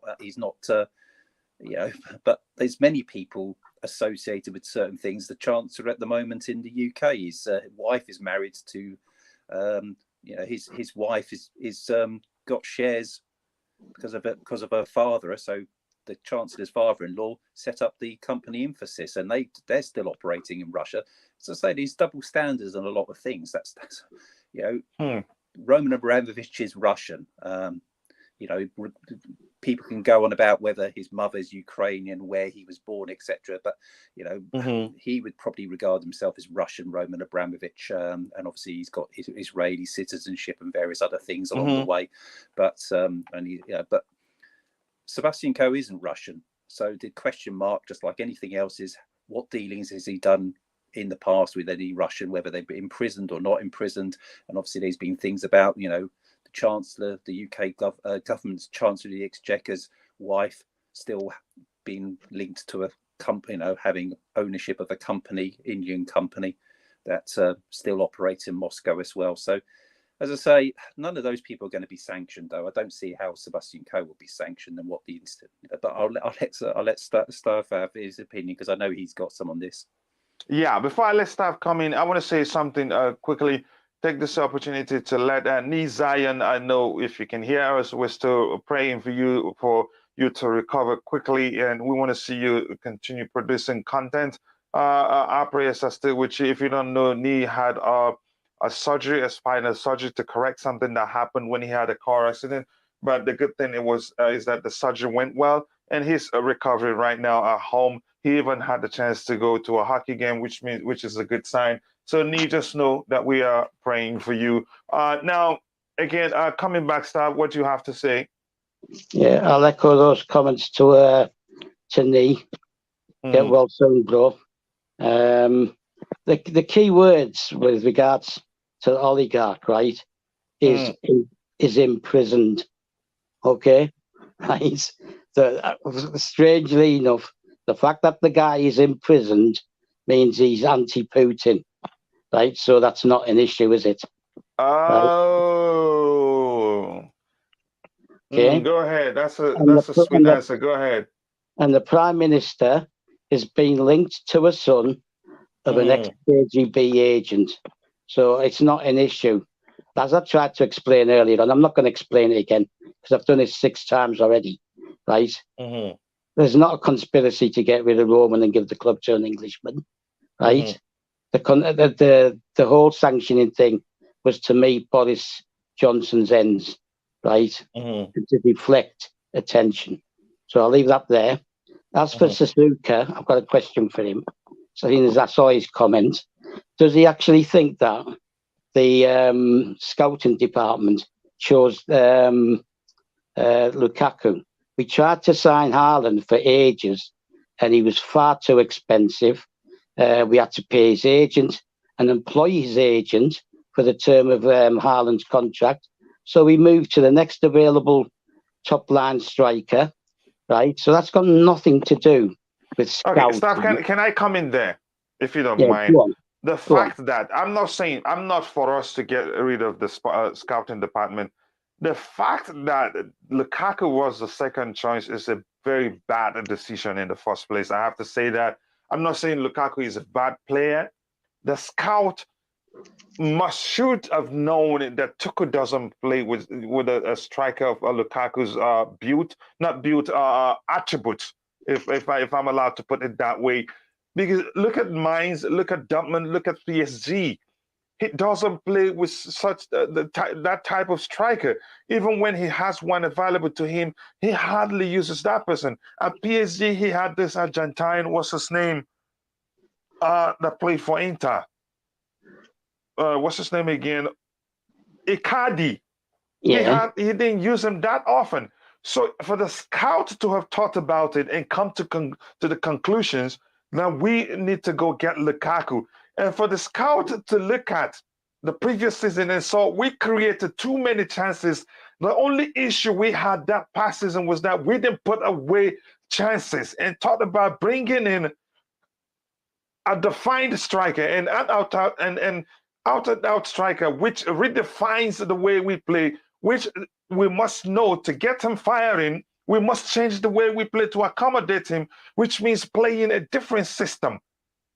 For the fact, the fact that the scout didn't recognize those factors, that's a bad decision. I'm not saying that makes them a bad scout overall. I'm just saying they should have considered how Tuchel likes to play. They should have considered the fact that we created so many chances. We didn't just put the chances away. They should have thought about it, that bringing in Lukaku would mean changing the way we play to accommodate him, because we know how Inter plays. Coach, can I come in on core. what you're saying? When you finish, let me come in about Lukaku. I'll tell you what happened. Yeah, go in. If you can let Stab, because Stab was saying something, that you can come in. But if Stab allows you, that's up to him. No, I'm not going to allow him this time. Right? Okay. Go ahead, Stab, and then we'll bring you in. Yeah. Sorry, Nick, you'll have to wait, mate. Right. Yeah, go on, carry on. Do you honestly think the scouting department, right, picked Lukaku, right? Do you honestly think that the guy, Steve something or whatever, his name is, picked Lukaku? Let's get this something straight, right? It's public knowledge that Lukaku was Roman's choice, and he even sent his son, Icardi, right, to get involved in the deal, right? Just like Shevchenko was Roman's choice, a Ukrainian, by the way, right? Just like Torres was Roman's choice. When you own the club, you do get to let me learn something new from you, Star. So whenever Roman decides he wants somebody, he doesn't pay attention to what the scouts has to say. Well, no, because he wanted someone originally who was either Russian or Ukrainian, right? So he signed Shevchenko on the way down, right? Torres was signed because he was a top-line striker with Liverpool, right? And that was Roman's choice. But Torres was on the way down because he'd had a bad injury which affected his pace, right? Which was a large part of his game, was his pace, right? So this isn't the first time. And he's the owner. And I'm not going to argue with the owner, right? He sent his son to get involved in the Lukaku deal, and that's common knowledge. It's been publicised, right? And then Marina goes in and does the deal. There's nothing to do with the scouting department. Okay, right? Thank you. And I want to address the Werner thing. Anybody who thinks Werner, right, didn't have an effect last year, right? He had an instrumental effect in getting us to the cup final, had an instrumental effect in us winning the Champions League, okay, right? 28 goal involvements as a second striker. He's a second striker who feeds off a main striker. Hence the purchase of Lukaku or Haaland, whichever one it was going to be, right? All right. So, okay, so let people, before starting, want to criticise, like Scott McLaughlin. Scott McLaughlin, I think's his name, right? All right. Scott McLaughlin's there. Scott McLaughlin's there to run the scouting department to find youngsters to develop the academy. That's what he's there for, right? Managers do have a say-so. Every season, the manager gives a list of who he'd like to sign, right? And then it goes to the board, and there's a discussion, and Petr Cech would have been involved in that as well, right? Okay. He wanted Chilwell, Lampard. He wanted Ziyech, and he got them both.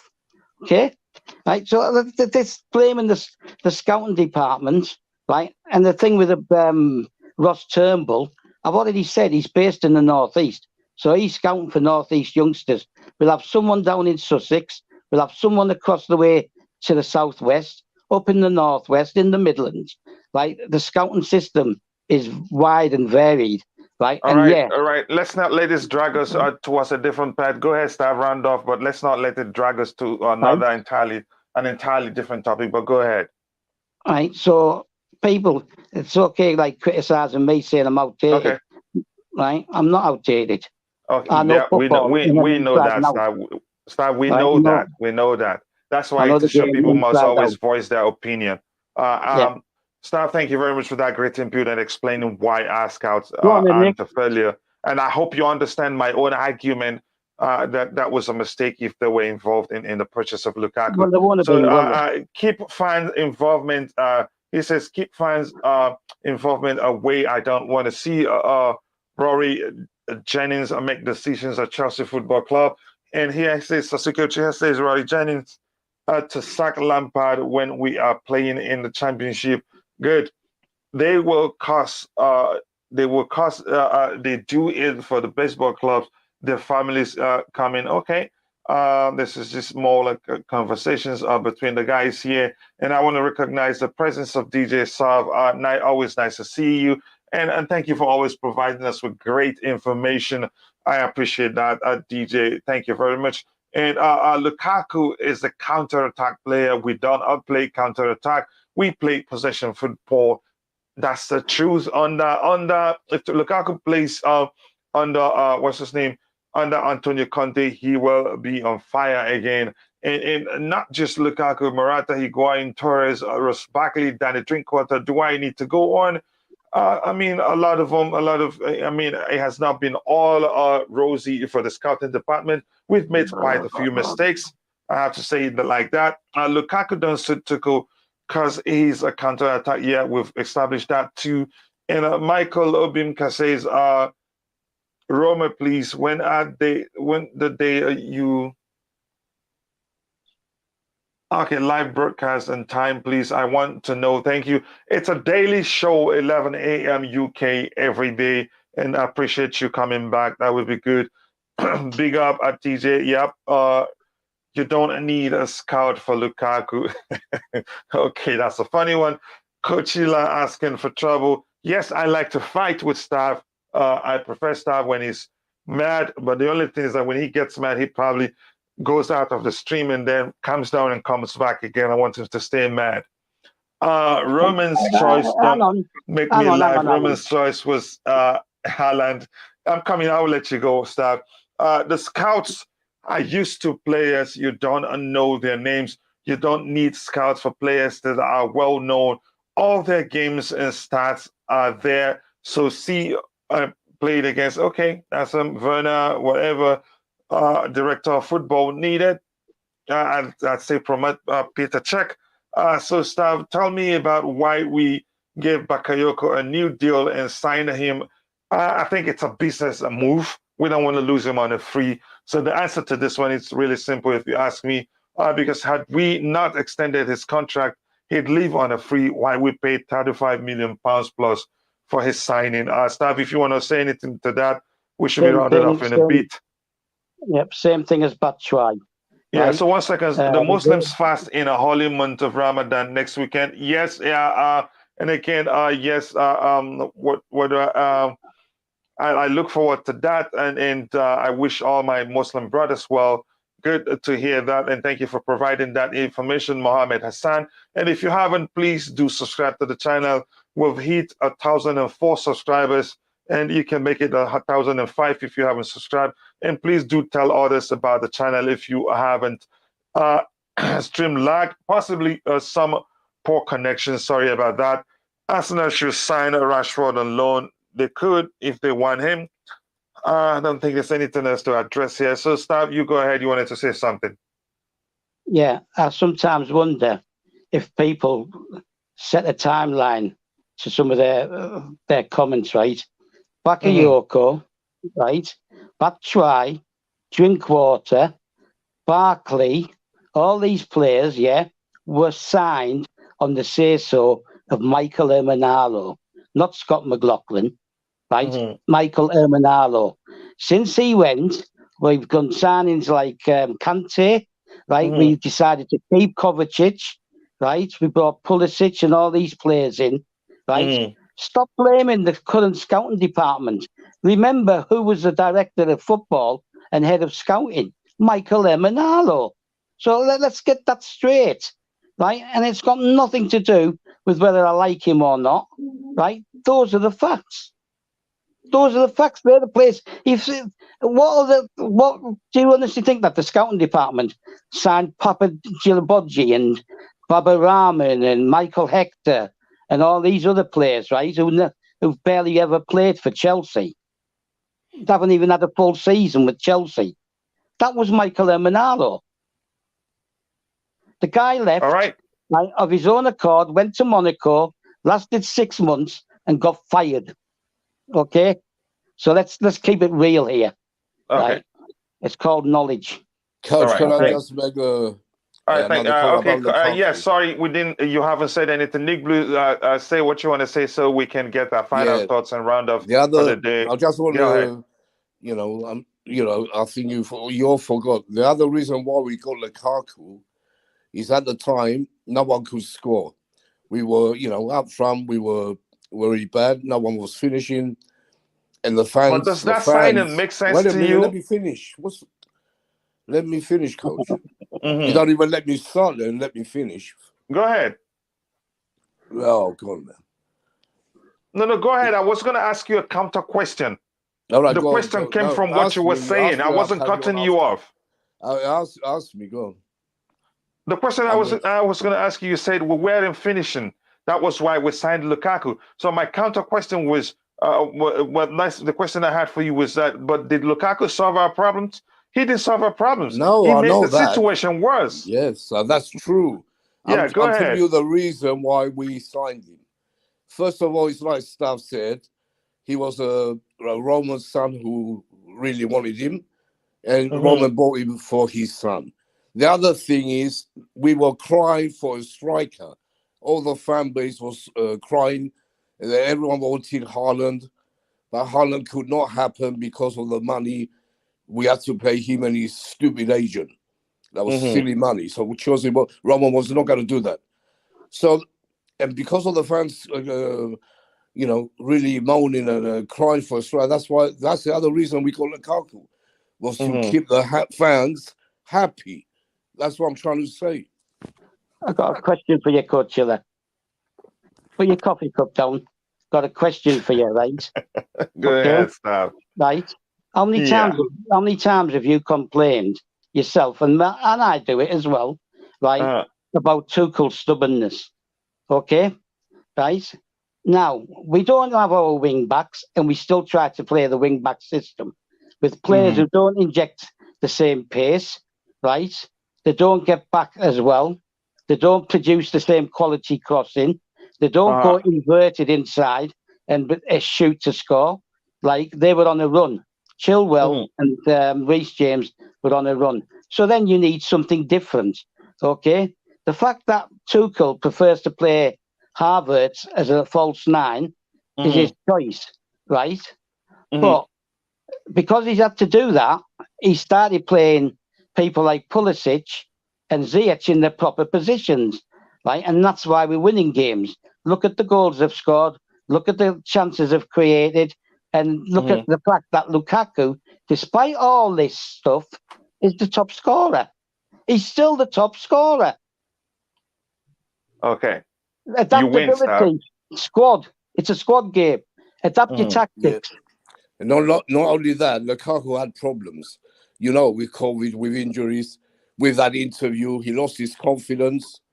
But the last game he played, he came back. And he taught him a lesson. Put him on the bench, like I always said. Put him on the bench. When he comes on, he's going to change. Now he's getting his confidence back. You're going to see the real Lukaku. I promise. Okay.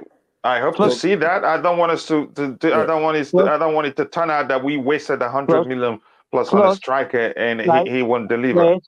Plus, if it wasn't for VAR, he would have won us the Carabao Cup. He got us to the final of the World Club Cup. Okay? Right, so let's not forget all this.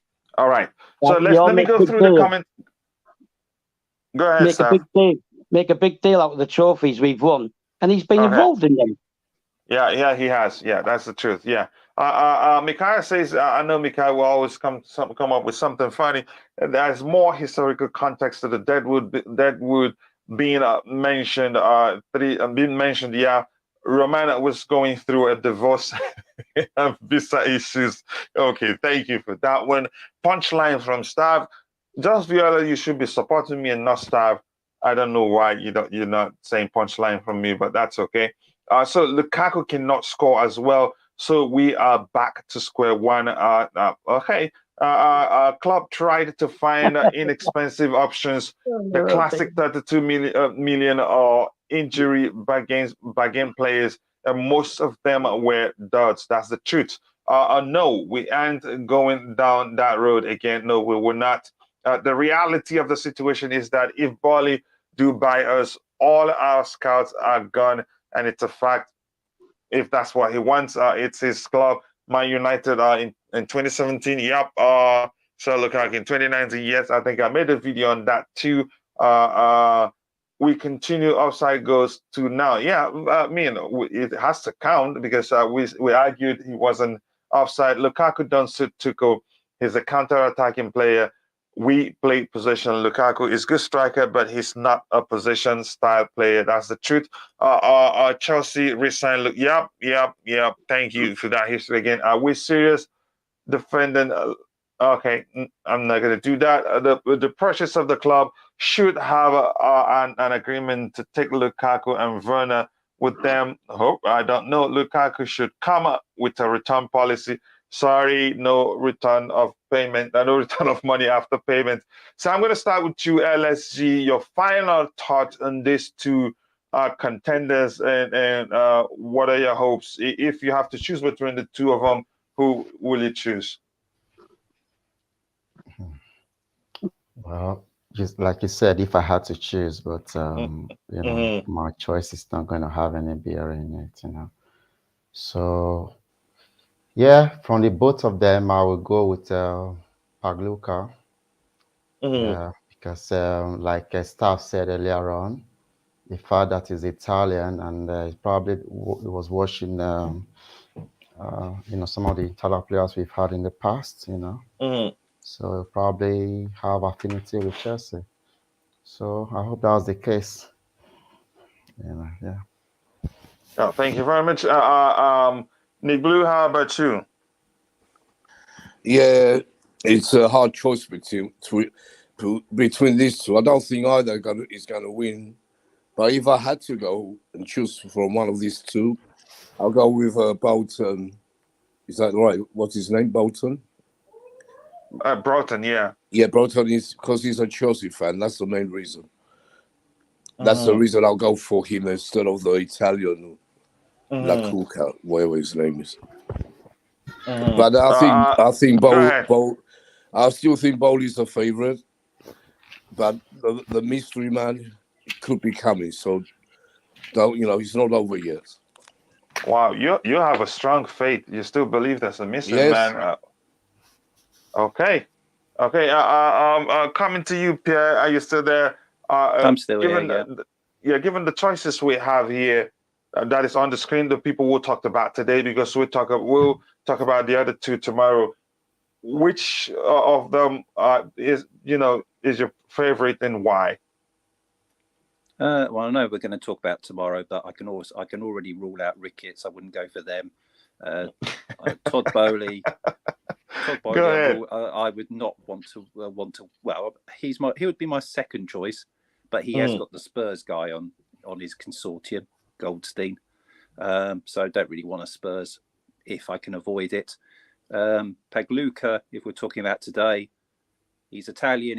He it's all speculation that he might have grown up watching Gianluca Vialli and Zola, etc. But we don't know whether he's a Chelsea supporter or not. That's just speculation. Whereas we know that Sebastian Coe and Martin Broughton are Chelsea supporters, and the fact that they, and also that we know what Broughton's consortium plan to keep things running the same way with the academy, etc. We don't know anything about Pagliuca. Then out of those two, it's a no-brainer for me. It's got to be Martin Broughton, but I think the polls results which I've seen has been over 60% for the mystery bidder, who we know no plans about. Yeah, Mr. Bidder, Nick Blue is very serious, and he has a strong faith in that something is gonna pop up somewhere. Start coming to you. Your thoughts. And who do you prefer of the two people we talked about today? Yeah, message to Nick: stay off the Zivan here, mate. Right, it's a Cypriot drink. Right.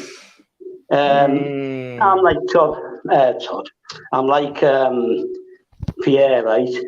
For me, it's a no-brainer. Two guys who know the club. One supported it for 60 years, the other one for 40 years. They know the league and everything, right? They've got good organisational skills and business skills, a pair of them. Because Seb Coe's not a billionaire doesn't mean he's not a good businessman, right? He's involved in advertising and marketing things as well. So for me, that's a no-brainer. I don't care about the fact they're English, right? It doesn't mean a thing to me. But they know the whole club, and they're most likely to carry on with the continuity. Okay, and I don't want to get into all the government conspiracy theories. Yeah, so that's my choice. And there's no proof Pagliuca is a Chelsea fan. I was just being a bit speculative, just to continue the conversation. Doesn't mean that I actually think or know he is. And at the end of the day, his bid is going to be tougher because of his 55%. Yeah. Thank you very much, thank you very much, Stav. And for the poll out there, it's still 62% saying they prefer Stephen Pagliuca, while 38% saying they prefer Martin Broughton. But we'll see what happens. And if you're in the chat, let us know who you prefer amongst the two people on the screen here right now. When we talk about others, you can also make your choice. And with that, I want to say thank you to everybody on the panel. Thank you to LSE. Thank you to Pierre. Thank you to Stav. Thank you to Michael, who joined us before.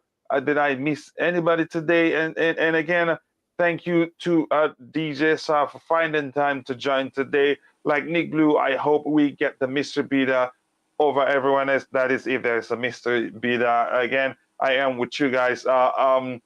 So thank you to everybody in the chat, especially the Queen herself. Brilliant stream today. Awesome panic. Congratulations. 1,004 subscribers. I think I need to show the screen.